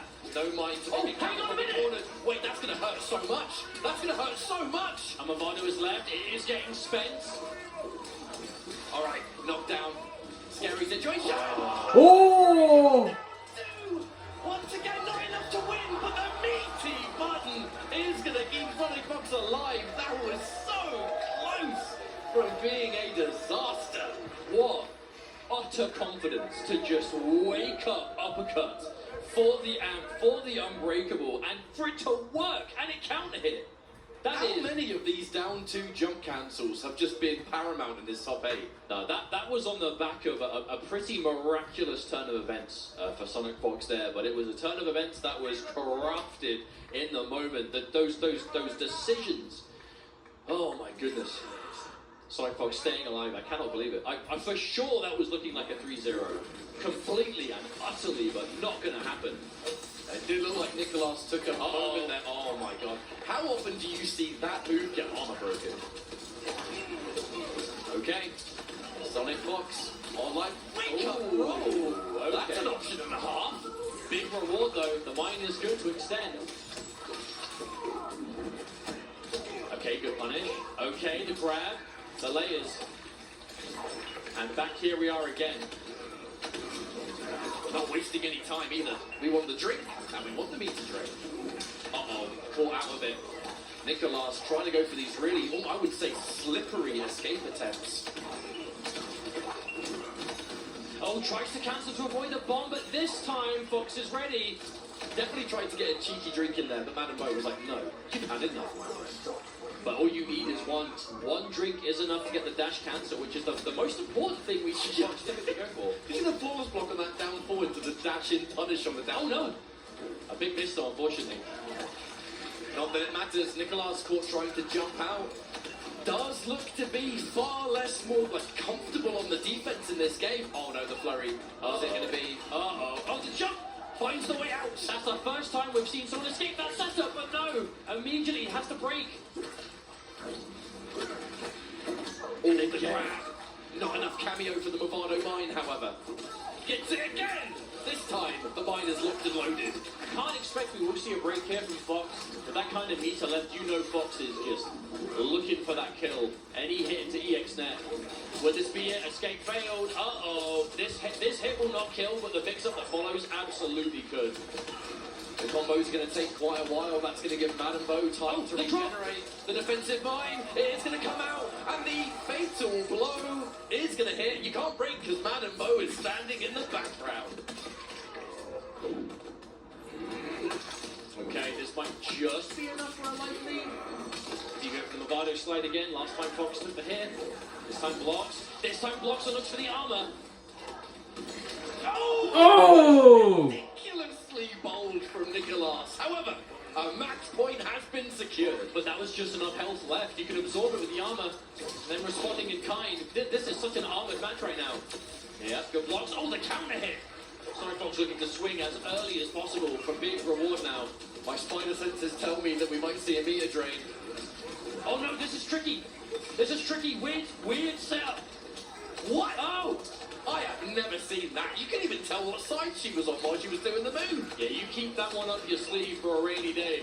And it is pouring now here in this Evo top 8. Good break, Nicolas. Has never mind. Was about to say has such a comeback to make, but not going to get the chance.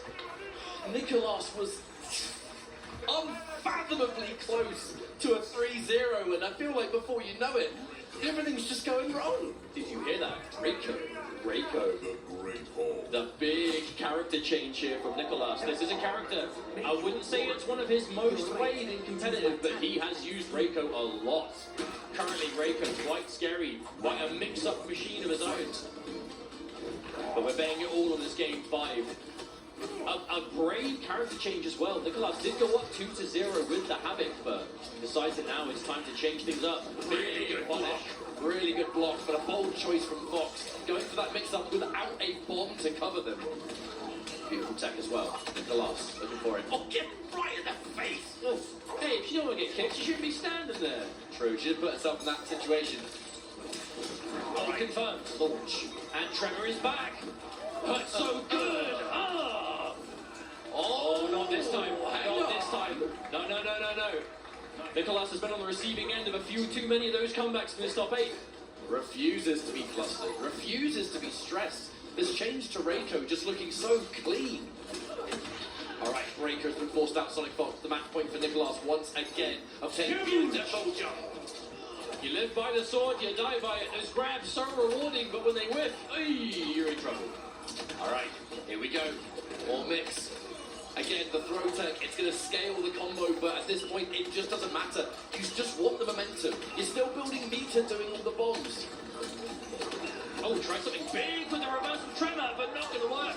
Oh, good lord. Here comes even more. Right, what's the mix going to be? Here comes Man and Bo. Again, that bottle used just to cover a jump out. Okay, we're going all the way. We're going to Game 5 catch-up final round. Winners finals. Will Sonic Fox be able Final to seal round. it?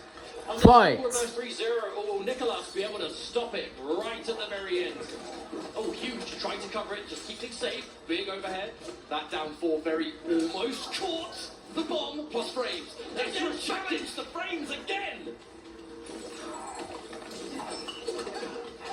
Oh, the dash up grab is good. Yeah, you have to break there, surely. But now we are back down. No meter. Oh, the interruption. I think Nicolas was maybe delaying there, trying to maybe confirm that standing 3, but took a little bit too long. Sonic Fox says absolutely not. Challenges, finds the 2-1. The meaty mid as well. Good blocks. An overhead comes out. Reiko. So many mix-ups at close range. Look for the whip punish. Get out of here, Madam Bo. I've had enough here. I've had enough here. No, there's no tremor. There's no tremor, but there will be at the end of this. All right, what's it going to be? Strike or throw? It's going to be a stealer. Down 1 punish. And the mix-up. No! Oh my God. Flawless block. Last breath is barely hit. Oh! Finds the hit. There's barely any health left. You have got to make this count right now. Okay, this hit doesn't kill, but you have the meter drain. You have the strongest setup. Wait, no, wait, we're cashing out. We're cashing out on damage. Okay, wait. Surely this doesn't kill. I know I'm wrong all the time, but There's no way this Look kills. at how little damage it's doing. Sonic Fox went field low instead. This is going to be a But what scary follows? situation. What is going to follow? Went for the flip. Oh! What a decision at the last moment. Sonic Fox, the miraculous play at the very end, and clutches it for the full Game 5 reverse 3-0. Oh my days. Johnny Cage. So that is another character that Canny has. I don't think he's played it in Evo yet, but it is a character he has available to him. He is low-key one of the best Johnnies in this game that we have seen. I know that Melina players often don't really like the Johnny Cage Actually, matchup. that is a good point. You know, there's not a huge amount of Melinas in Europe. The one that we all know, and the EU side being Nuji, who will no doubt bump into Kanamani all the time in Combat League. You know, you hear a lot of Melina players say Johnny Cage is rough. It really is. But It's for the one- punishable down one. Yeah, that's the main thing that is difficult, I would say, on face value at least in the Melina. And it is going to be Johnny versus Melina. Goddamn, we're smart. So Melina's down one, so good. We've seen Hourglass of Rain use it surgically in this top 8 so far. It is -10 on block. Johnny Cage, the only character in the game with a 9-frame mid. The short answer is he can punish her down one on block with a mid, which is full combo launch, full combo big damage territory. So defense with Melina, very difficult against this smothering presence that Johnny Cage brings to the table. I love that Hourglass of Rain did try the down one roll, because that is uh, what was uh. just ruining Kanamani's day at Biennality top 8. But the first Well, time it comes out here, it doesn't work. Ah. Delayed. Johnny Cage wins. And just like that, Kanamani, round 1 on the board. Expect to see a lot more of this lockdown. Good Okay, round, love it. I do love how it's the orbit you count on block, not necessarily just low hat all the time. Well, low hat is about -3 on block, so that versus Johnny Cage, he loves those minus frames. Oh, there it is, the armor though again, and he builds so much meter, does Johnny. And it is also Johnny Tremor. This is a scary team. High damage, especially in the corner. Good safety, launching off of Rising Star, everything you need. Back to standard health too. Johnny Cage no longer a lower HP character. Good use of the armor there. Bold use of the armor though, as now no breaker. Whoa, cheeky, cheeky. Right, there's the immediate 2-1 string. It's just everywhere. Everywhere Melina puts herself minus, but like safe, terrifying against Johnny Cage. Because that's all he needs to start the party. Doesn't Good even bother. defense. Fakes it out. Like, it doesn't necessarily mean that Tremor's going to actually use a move there. There it is, yeah. Break has to come through. I mean, Hourglass hasn't been opened up by much, but it's just chip damage here, a little bit, you know, a string here, normal whatever. And slowly but surely it's adding up to a pretty big life deficit. And again, Kanamani does not have to overextend. Just keep everything safe, keep the mind games immediately to character select. Now, this does interest me, because the reality is Johnny Cage versus Melina, it's a difficult match. Ah, okay. Both So Tremors? we're now going to have a bit more health to Yes, work with. okay. Let's go for some more counter pokes, perhaps. The defensive use of Tremor might be a lot more beneficial than Lao. This isn't going to be a game of crazy offense. This is just tools to defend in a tricky match. Oh no! Kanamani dashes completely in between Tremor and Melina. Oh! That was a strange exchange, but one that works out. Yeah. For a tech from Kanamani. Hourglass tried to pick up from it, but a really funky angle there. Unfortunately, couldn't quite find it. And again, already back to the wall. This is not where you want to be. Big combo damage coming through. There's the end. Safe jump. Yeah, till they wake up. Instant armor. Hourglass does not want to be sitting here blocking. Oh, the fake. Just the low. Well, I think part of this match too is that using some of the armor in these situations, if you're saving the break for just when Johnny Cage opens you up, you're going to break and then you're going to be right back in the same situation with no armor, no defensive options really. So if you can spend armor to reverse that momentum and then try and get some aggression of your own, probably more beneficial. Down one to steal the turn. Oh, hello, going in. No, Oh, the instant challenge, yeah. Normally, I think you only will tend to see Melinas do that install on block, rather like standing 3 for the advantage, but at the end of the day, it's not like cost a million. Pretty It's severe still challenge. problem though, Mustard. That install means Fatal Blow is gone. It does indeed. So no more fatal blow. We know Melina gets access to some nice damage if she confirms into it quick, but no longer going to be an option. And I feel like we've spent this entire match just in this right corner. Oh no. Floors blocked just to shut down any opportunity to come back here. Letting it rock. He's down one. I mean, every down one that Hourglass of Rain is doing is a massive risk, but you have to. You can't not try. Advancing, another down one. But again, every time you press down one against Johnny Cage, you're technically taking a big risk. And there it is. Oh no, couldn't get the punish in time. But what do? Do you just never go for your fastest crouching? There's the punish! Yeah. Do you just never do it? Do you just accept the fact that it's going to be difficult? Because it's an important part of the defensive game, is to be able to use your fastest poke. Oh, so many plus. Oh my good lord, Calamani! This Johnny Cage has been the correct choice so far. Hourglass of Rain is in a really tricky position because clearly this is a rough matchup. It's a smart pick by Kanamani. But when you are a specialist, what do you do when you encounter what could be your character's worst match? You do your best and you adapt. We need to see Hourglass of Rain trying something here, but it's so much easier said than done.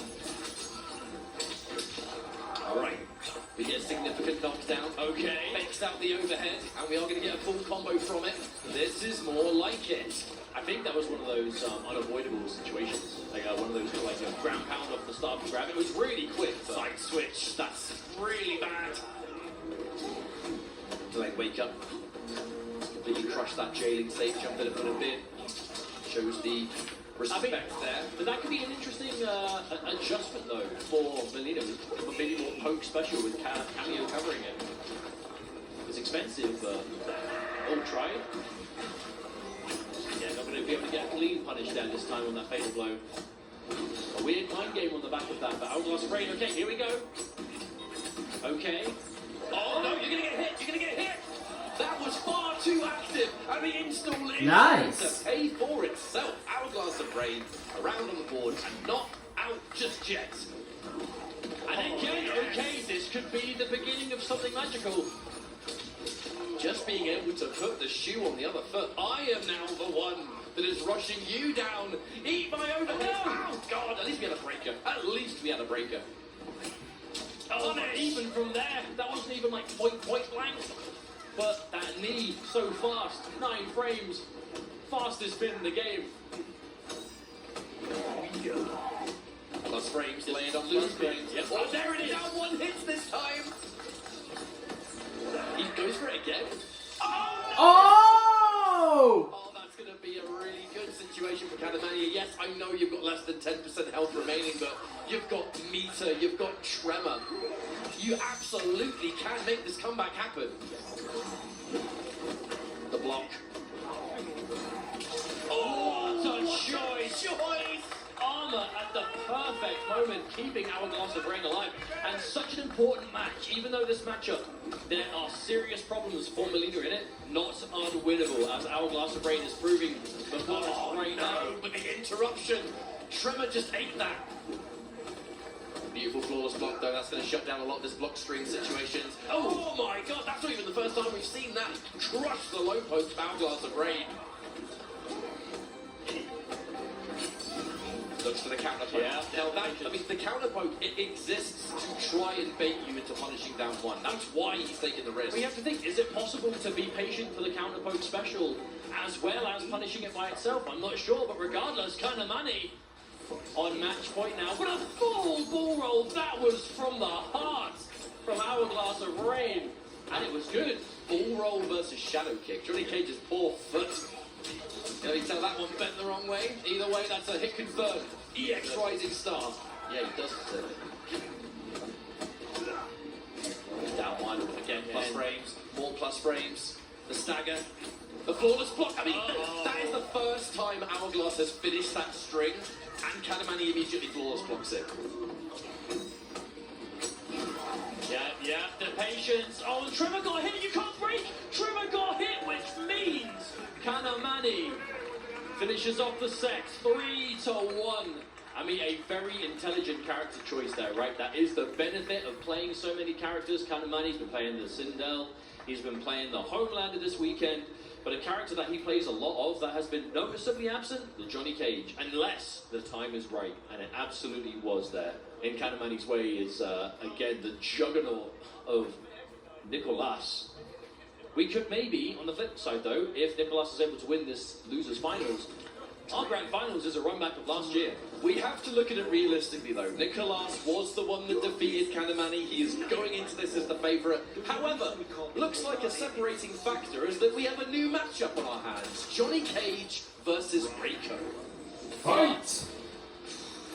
Nicolas Kanamani has fought against Axstar so many times, he is going to know this matchup like the back of his hand.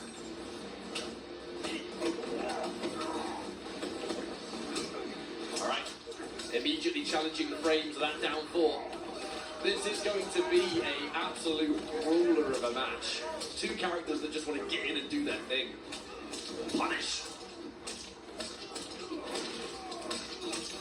Alright, knockdown for Kanamani. The big jump in. Oh, he tried. See that quick attempt at a micro duck? Quite bold to go for micro ducks in the face of Johnny, because he's got that forward 3, always such a huge threat, or just down 1 itself.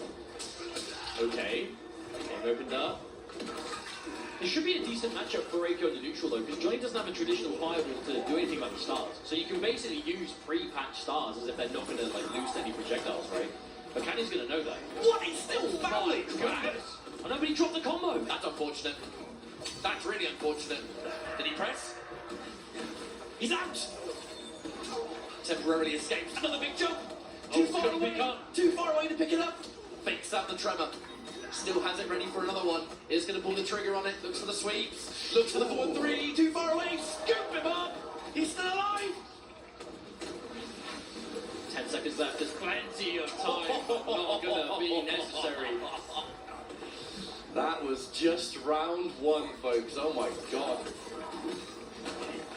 Oh no, couldn't get more off of it. Yeah, I believe if there is a cameo on the screen, the ground pound. If there is a cameo on the screen, I believe Tremor's ground pound only hits once. Yeah, I think so. Oh, what a single hit confirm though.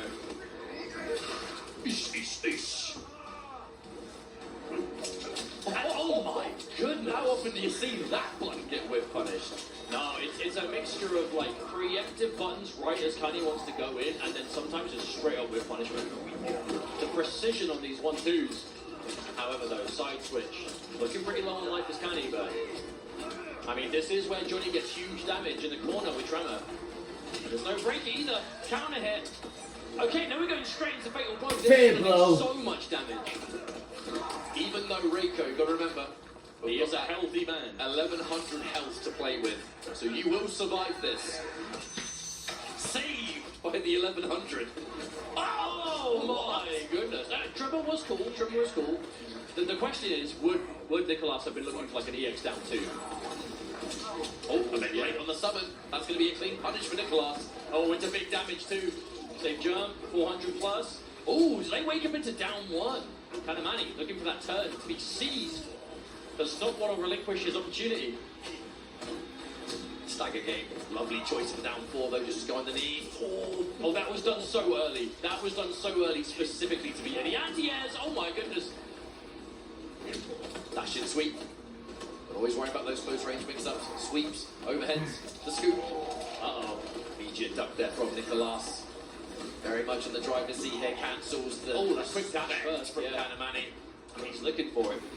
Anything he can find with that down 4. Challenges. Oh, the stagger, but no resources could get anything more off it. What? No way you picked that up. That was crazy. Raw shadow kick into big ground pound. Oh, he didn't. He waited. That was the first time that Nicolas tried that as well, but even then, Kanamani ready. I've been saying it, man. This player, level-headed.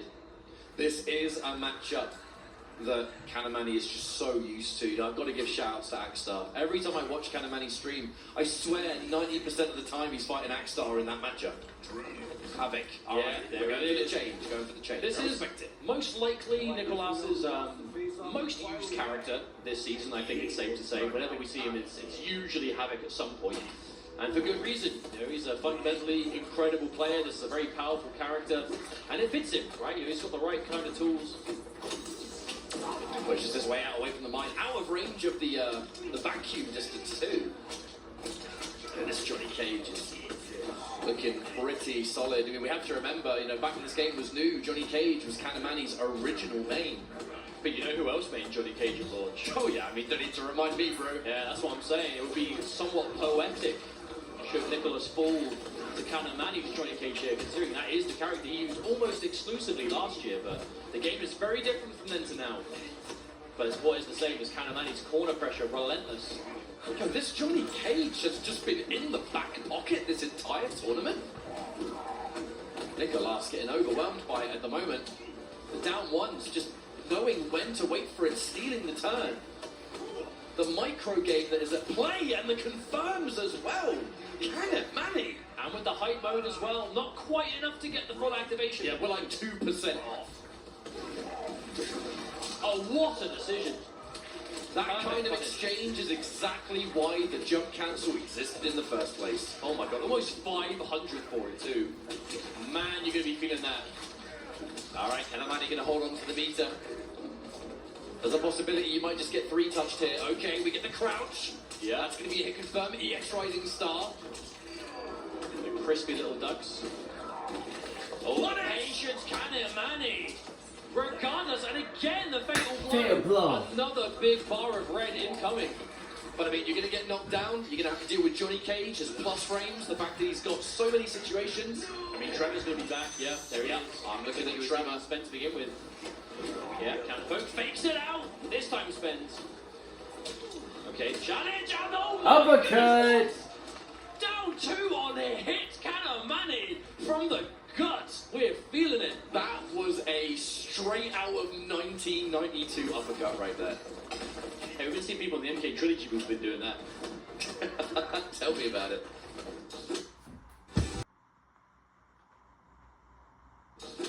Ooh. Okay. Now the shoe is on the other foot. In winners finals, it was 2-0 in commanding fashion for Nicholas. And then we saw the comeback against him. Now he has to be the one doing the comeback as Kanamani is 2-0 in the lead. Not only waiting for these down ones to punish with his own down one, he's flawless blocking them. But that's one of the more impressive things about Kani is he gets so low on health and he's got to make comebacks. And he is just the same as if he had full. No, he just does not crumble under the pressure. Oh, huge! Big mix up there, the ground pound low, the jump kick overhead. Yeah, this is Johnny's house as well. He's got that advantage. He knows where everything is. He's, I'm just going to kill you next to the microwave real quick. I was about to question a microwave being in the living room, but it is Johnny Cage's. I don't think there is. It's just one giant room, isn't it? I'm pretty sure I can see an air fryer in the background. Oh! God! Wait, match point? Are we seriously seeing match point losers finals Kanamani over Nicholas? This would not be the result I expected. However, that sweep is going to shut down that low poke attempt. No, I think we know better than to call this match already. Absolutely not, mate. We're talking about Nicholas. The best Latin America has to offer. All right, immediate breaker. Johnny Cage, there is one thing this guy does. It is build an astronomical amount of meter, especially with the tremor threat. Okay. Huge opening. The tried and true. Okay, there it is. That's got to be the round, for sure. Okay, Nicholas is alive. Refuses to go down 3-0. We said before, he was on the receiving end of a reverse 3-0 before. Now he has to be the one to do it. We know he's got what it takes, but can he do it now? Plus frames. Looks for low poke again. Oh, too early. Yeah, too early on the lava burst. I like this immediate change. Nicholas is no longer going for the down one, he's going for down 3. A bit more range as well. Okay, challenged. Mine, keeping it safe. Block string, good block on the mix-up. Oh, trickiness, but Nicholas is not fighting. Oh, no! Didn't get in time. The arm block! The one and only time Kanamani does 2-1-2 on block, and Nicholas is already prepared for it and is looking to bring this one back. This was such a dominant showing, but piece by piece. Oh, it whipped! Mate, you pulled your own arm off. You should know how far it goes. But there's a huge break, and suddenly things are looking a lot more realistic for Kanamani in this round. A fatal blow is back. The next confirm can do it, but no. There's the mine. There's no break either. This has got to be enough. Surely. Okay, it is. We are not finished, ladies and gentlemen. Losers finals continues. Now, Kanamani does find himself in a tricky situation because this was the character that he struggled with. But he did win 2-0. He now has the advantage of the final change should he want, but it doesn't sound like he's doing it. It sounds like he's gone to Homeland. No, he's definitely gone. Oh, no, he's gone back. He's gone back. My mistake. But again, just take that moment. It's the Evo Losers Finals. You've got a few moments in between games. Okay. Let's see if this change to Havoc is going to be what it takes. I feel like that first hit bonus is so incredibly important for Havoc because he doesn't need meter for his game plan, but Havoc with Breaker gets to go wild because he can take risks and obviously break if he needs to. Okay, already an adjustment. Or that crystal armor. Probably quite good on Johnny Cage as well. We've seen it with the Sindel before, but... Oh, we're out. We are definitely out of there. You basically can't be hit with anything substantial and you're just endlessly going for pressure. Oh, what a tech. Very hard to grab Nicolas. The throw techs have consistently just been on the money almost every single time. Oh, wow. He just completely jump over him? Like, what is it, a 2D platformer?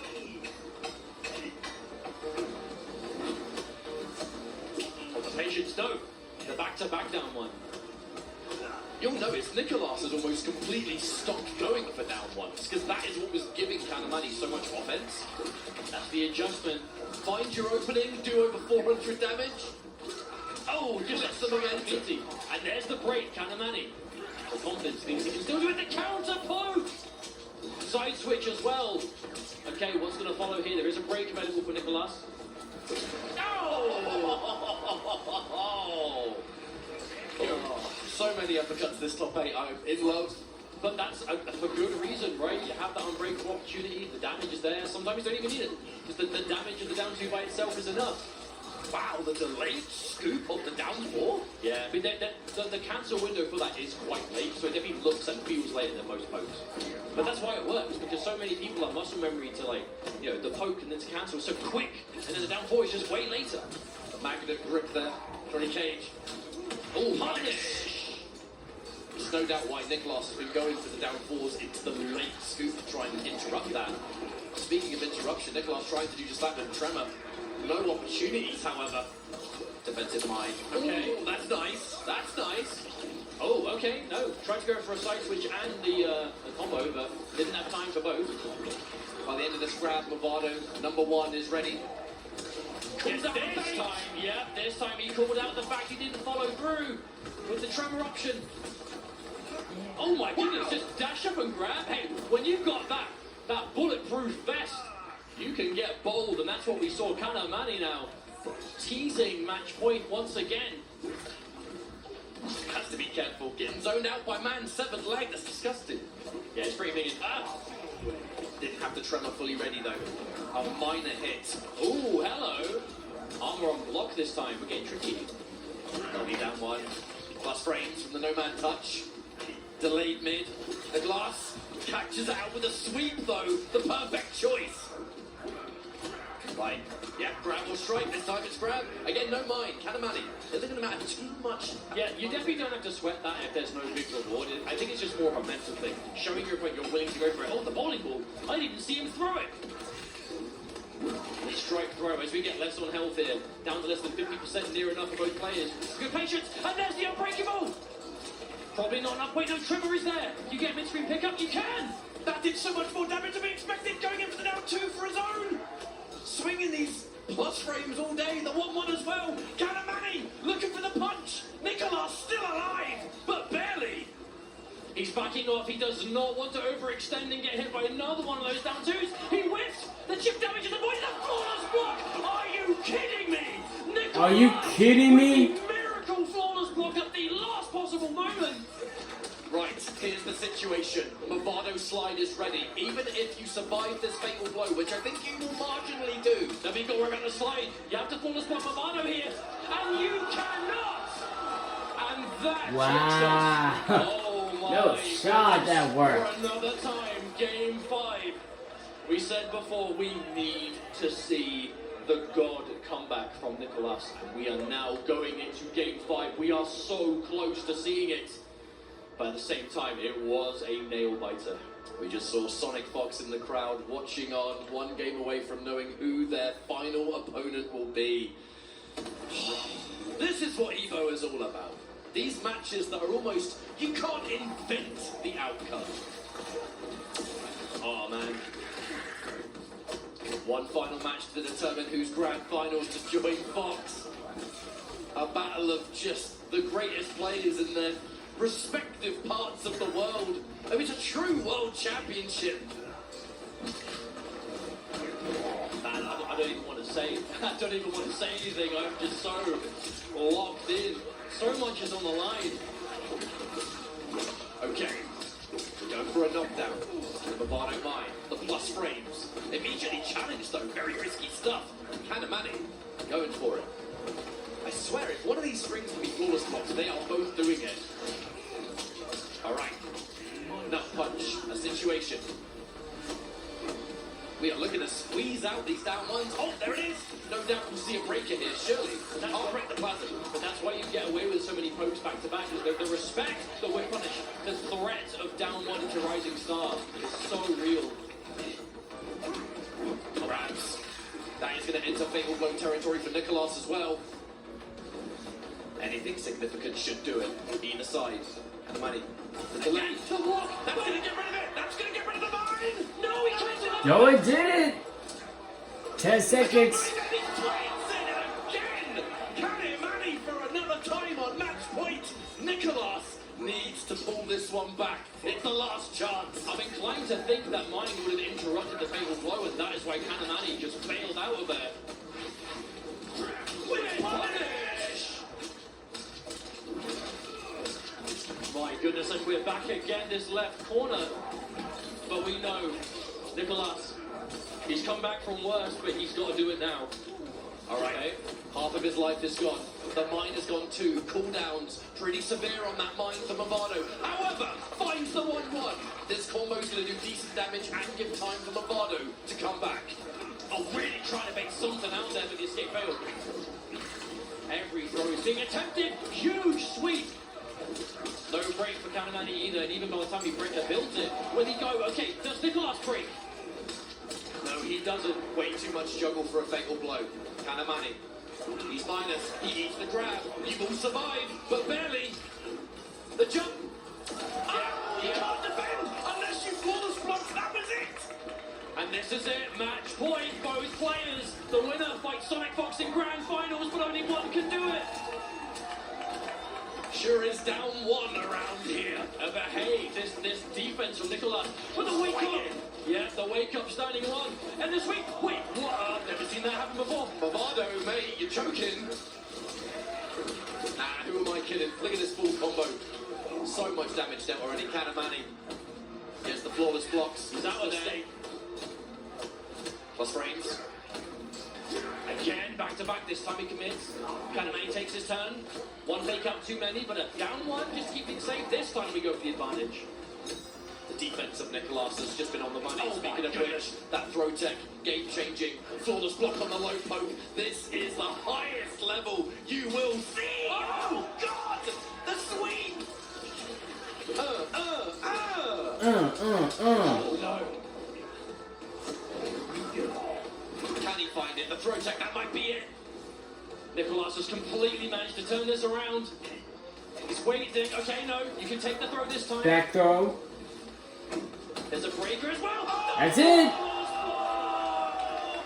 Nicholas! We are, what is it with these matches today? And finishing with a move we see for the first time in the entire match at the very end. Obviously representing United States, Nicholas, the best player that LATAM has to offer currently. And believe me, that is saying something. Shoutouts to Chile. I mean, they breed champions, it seems. I know there are some of you in this lovely crowd. The headsets are going on. Cyrax versus Havoc is the assumption, but Nicholas has played so many of the characters. I was about to say, Cyrax there's a lot versus of other Homelander. characters, and we have seen Homelander somewhat escape the Madden Bow sometimes, mostly down to the float. Okay, grand finals. One set left here at Evo 2025. Starting things off with some offense into an immediate throw escape there from Nicholas. Homelander, a character that has had some answers for Cyrax in the past. Will we see that here? Sonic Fox. I mean, he's got that vertical armor. It's kind of difficult to armor break. It won't be difficult for Cyrax, I'll tell you that much. But the thing is, when he's in the air, can't really do much about him on the way down. Big punish. And obviously the float to avoid bombs on the ground. Oh, okay, trying something big there. Huge escape. Down one. I have to remember, there's a lot of work to do. Nicholas coming into the grand finals on the loser side. He's got to reset the bracket first, so you've got to take 6 games off the Fox. but we can definitely see it. The question is, will we? Oh, like, honestly, these reversals from Fox this entire tournament over have been so on point. No, it's not the largest, like, reward, sure, but at the same time, it's just the repositioning, the complete mental game. Should definitely point out, by the way, that Fox went for that triple bomb combo because it is unbreakable. You cannot break the bombs, only the strikes. Okay, that's one round on the board. Sonic Fox. Remember, looking for that 8th total Evo win. The big punish. Fox not afraid early days to establish the threat of the overhead. Oh, mid-3. The splat. Splat into relaunch? Yes, mate. Okay. I don't think that was quite the reset Sonic Fox was looking for, but a quick little piece of improv and it becomes what you want. Oh, the patience. That was a bold choice from Nicholas, though. Look, we're in the first game and we're trying to establish new escapes out of stuff that is just so hard to get away from. How do you get out of this? There's just bombs into bombs! I mean, eventually it does stop. It's just a question of how much meter has Cyrax built, how much chip have you taken in the process. Alright. Vestige of offense here from Nicholas, the forward throw as well. Are we cooking? Are we cooking? Okay, raw grab, fatal blow is spent. But it's interesting to see the dynamic, because obviously Cyrax has been quite the popular character in this season 2 of Pro Competition, and normally it was the Serenity where it's like, well, she doesn't really help you get the initial hit, but when you've got the initial hit, man, is it crazy to get the setups that follow. And here comes Madam Bo, who helps you with everything. There she is again. Helps with the initial hit, both combos on both throw directions, and obviously crazy setup. Lovely choice of the grab there from the Pharaoh. No breaker available, no chance to break, no nothing. You get hit, that's my round, thank you very much. Oh my goodness, was that a buffer? No, I think that was just a commitment, truth be told. Alright, here comes Madam Bo again, shuts down the wake-up jump. It's insane how many options Madam Bo closes the door on just by throwing a bot line. Okay, here's the meter drain, the double bombs. Yeah, still safe. Turning it into a grab on the end. Disgusting. You think you're safe? Look at the state of that floor as well. Absolutely caked in ash. Okay. And all sorts of stuff. Oh yeah, we're out. Oh, let's go back. Oh yeah. You didn't even have to finish the combo. It was already over. Wait, but you don't want to wait like 30 seconds to watch your Cyrax combos? Yeah, okay, I did lose. Oh. Baraka. Now, the first time we saw Nicholas on stream this weekend was with Baraka Tremor, and it was frighteningly optimal. Sonic Fox lost to Baraka Tremor at Gamescom Latam, so I'm wondering if there's a bit of retained information here. Maybe. Question is just avoiding that initial hit, the overhead completely going over the down 4 of Baraka. I mean, on paper, Baraka, that armor it's fast advancing armor, so it's going to reposition you out of bombs. Oh, but you still have to guess right on the strike throw. All right, we're going to continue this cycle. The blender. Oh, speaking of blender. Oh God, it's just. How many of us get hit every time? How do you get out? How do we know? And there are so many layers. A lot of players. Yeah, the defense from Fox. No reason to not just block all this. And the armor just to finish off Sonic Fox. Another round on the board. I mean, Swiffer power. These setups are on point. The layers that come with them. The defense when it's time to just block. It's not your turn anymore. The armor has hit every time. I think armor's yet to be blocked in this set. There it is. A blade charge. I'm not sure that was intentional. Yeah, a bit too early. No, but losing Tremor now, that's huge. I mean, you're probably going to have it back at the end of this long combo, but still. Oh, level 2 on the drink as well, so now the body splash. There it is! The threat asking you shall receive. I think they hurt you. Oh, my lord. Oh, no! Not again!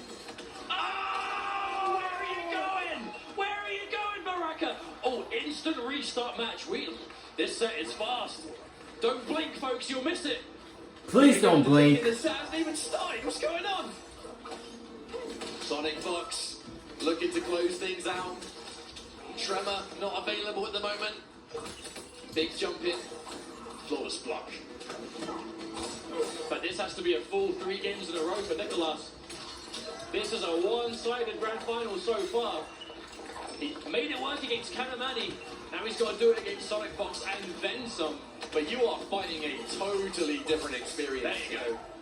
This is the most set play oriented team in the game. So many layers, but so many ways to restrict your defensive options. It is a Sonic Fox team through and through. The main problem that Nicholas is having though is just cannot open up Fox whatsoever. Okay, there we go. But not a huge opening, unfortunately. Okay, there it is. And the breaker is there for Nicholas. Yeah. Yeah. Delay mid. Delay, poke again, and dash up grab. I love it. I love how even in the face of this momentum that Sonic Fox is just powering through with, not being deterred from just keeping it together, still sticking with it. Okay, delay button, quick throw attempts. Get that conditioning in, get them blocking the poke so you can start establishing throws. I mean, that's the Baraka classic as well. Backdash into back 1, down forward 2. That's just, I dare you to press a button. Okay, in the blender again though. Pressure. Counter poke, there is Tremor, so you know that's going to be safe. Oh my lord! One. Whip punish. Good reactions from Nicholas. Absolutely wonderful reaction. Oh, where you going? Hit confirmment of Tremor. This is going to be quite a lot of damage. Respectable considering there was no meter on the back of it. Oh, the delay. Good at throw tech again. Oh, damn. She's got shot. No, not enough hit advantage. Keeping it safe with Tremor, yeah. The dash in. Oh, where are you going? Oh, the chip debuff. Is that enough? That actually might kill by itself.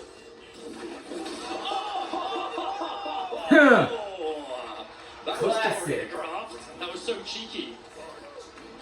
I mean, the signs of life. The chip debuff was active. You just want to get him blocking anything that's probably going to do it.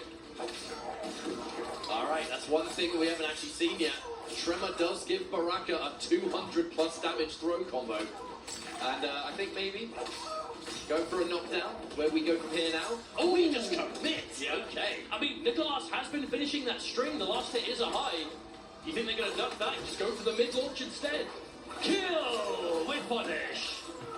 Oh, optimals. Oh, that's hurts. Hurts so good. Knockdown frames. Big jump in. Hang on a minute. This was looking So one-sided. Hey, all I'm going to say is when Fox got that 2-0 lead, there was a zero hesitation rematch. Nicholas knows this is the pick he wants to do here.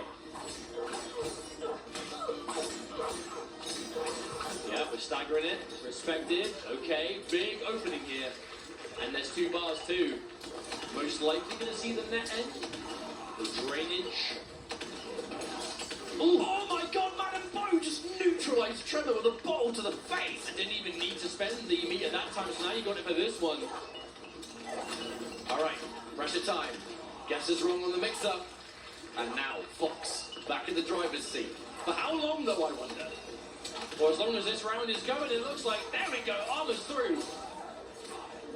Get out of my face, mate. Okay, successful counter poke. No use for Tremor. Lovely block on that low overhead. Okay, but still throwing. There is Fatal Blow on the side of Nicholas, which basically means you can't throw bombs, can't throw nets. And you have to throw Fatal nets. blow. Yep, there it is. Oh, combo breaker. Massive with punish. Baraka, you can throw your blade spark, but you're dealing with bottles, you're dealing with bombs. Oh. Don't have heaps of time left either. The delay back three. Tremor will make the save. No! Sonic Fox just gets hit! And now the chip damage debuff is applied! Again! A repeat of the last match! The same thing happened! Man, that was mid-screen as well. I feel like mid-screen, that was even more of a commitment. But just the confidence in Nicholas. And here we are tying things up. This was shaping up to be the quickest grand finals we've had in a while at Evo for another on Game 5. Now we are already Game 5. We're back to that magical Game 5 of Evo though. I mean, is it the end of the tournament or is it the halfway point? Okay. The drain. Okay, again. No, but this time Oh, okay. No, it missed again. It's all falling apart. Come on, get it together, team. Got a big opening now for Nicholas on the back of that. That's the downside if you play in a set play heavy team and you drop your combos. Oh, good pick up. Oh, the delay of delays on that forward two, chopping him up, carving him up, and that is most likely going to be tournament point, Evo point. But is it the last one? I guess we're going to find out in the next few seconds here. The advancing back three, the tremor bowling ball. We're trying to establish something. However, the command grab's good. Madden Bo sliding in MDMs. The bomb immediately. No breaker available. I'm going to put this pressure on. The immediate overhead block. Great block there from Nicholas. Oh, the cancel for the throw tech, even more impressive. Oh, she missed again. And they Come on, Madden Bo. drinking her own supply. Oh, no, a drop. This is not where you want to be dropping your combos. Good. And a punish to boot. Remember, that's a scary block, the overhead launch. There could always be Madden Bow on the back of it, but Nicholas, he's got those. Big meaty. Oh my goodness, that could come off factory too. Yes, sir, it did. It's now going to be tournament point versus reset point here for Nicholas. We're either going to be finishing this tournament or we have a new set on our hands. Starting things off, side switching throw, the counter poke, the defense from Fox. My feel was like really tempted to try and win punish that. Okay, this could be the beginning of the end. Let's see what happens. Well, this could be the mix. Yeah. Oh, no, but okay, no, you have to adjust. That was a good adjustment. That's a lot of gravity used there, cutting it short, going for the drainage. Oh, the meaty, hang on a minute. Okay, now this one kill, but we are getting closer and closer. Fox doesn't have meter to go for the meter drain though. Nicholas is going to get one more chance. The wake Ooh. blow. Is that going to work? No, it won't. The breaker. Combo This is breaker. the last opportunity for Nicholas. And no, he walks right. Teabag! Disrespect. Sonic Fox wins the 8th Evo. Eighth time. Unbelievable display. Sonic Fox once again. That is all you need to know about why this player is held in the regard that Sonic Fox is. With that win, that now officially means that Sonic ties Justin Wong in Evo Las Vegas Championships with 8 wins overall. What a legacy this player is carving for themselves. And what a set it was once again. That was a thoroughly enjoyable tournament. Nicholas bringing it as close as it can go, remaining one of the world's finest Mortal Kombat players, and giving us just a familiar match, but so different at the same time. Here we are with our MK Top 8 at Evo 2025. It's time to pass out the beautiful medals and awards for our top 8, starting with our 7th place contestant, Michael Serafin.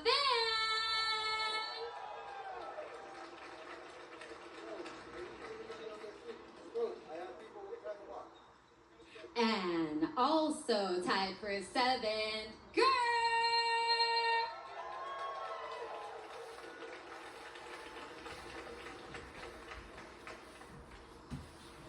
And tied for 5th place, we have Online Kill.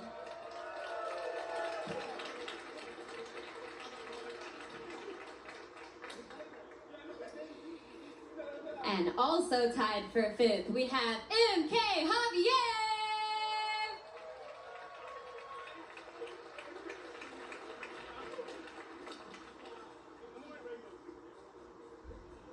Coming in 4th place, give it up for our Glass of Rain.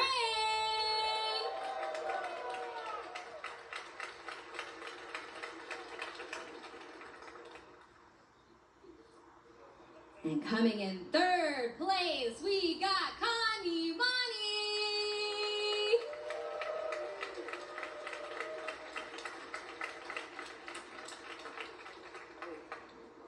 All right, now give it up for our 2nd place finisher, Nicholas.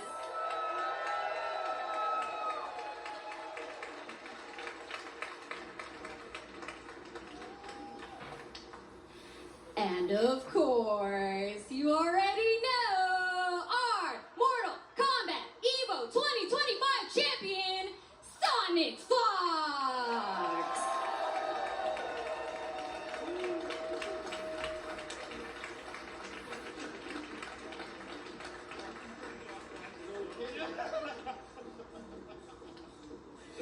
And yes, show some love, show some love. We also, for our top 3, have the MK1 fight sticks.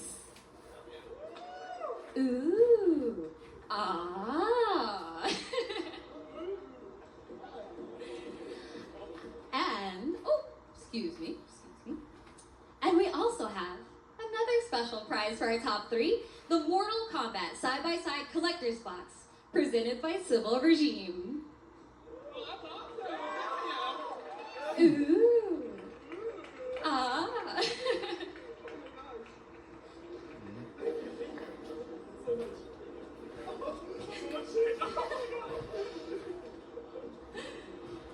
Amazing. Let's give it up one more time for our top 8. And I'm gonna snag our champion for a quick interview.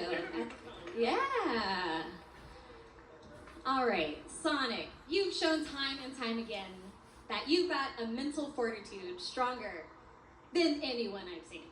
How did you obtain that? And how do you apply that to every single championship you've achieved? I don't. I lose my mind. That's all I do. I maul, I get mad, I practice very hard, and then I'm sure my roommates are like really pissed off at me in the middle of the night, literally crashing out playing this game, but I'm in love with this game, having great training partners that keep me motivated, like Rewind out there. Shout out to Rewind for helping me get good in the Homeland matchup. Hourglass training with me, and I'm so proud of my apprentice for making it so far. I really believed in him, which I'm flying into LCQ as a result of him making top 8, so look out for Hourglass. It's just a bunch of hard work, effort, motivation, and countless sleepless nights. Well, amazing work, and I think here's the real prize you've been waiting for. Bring that trophy on over.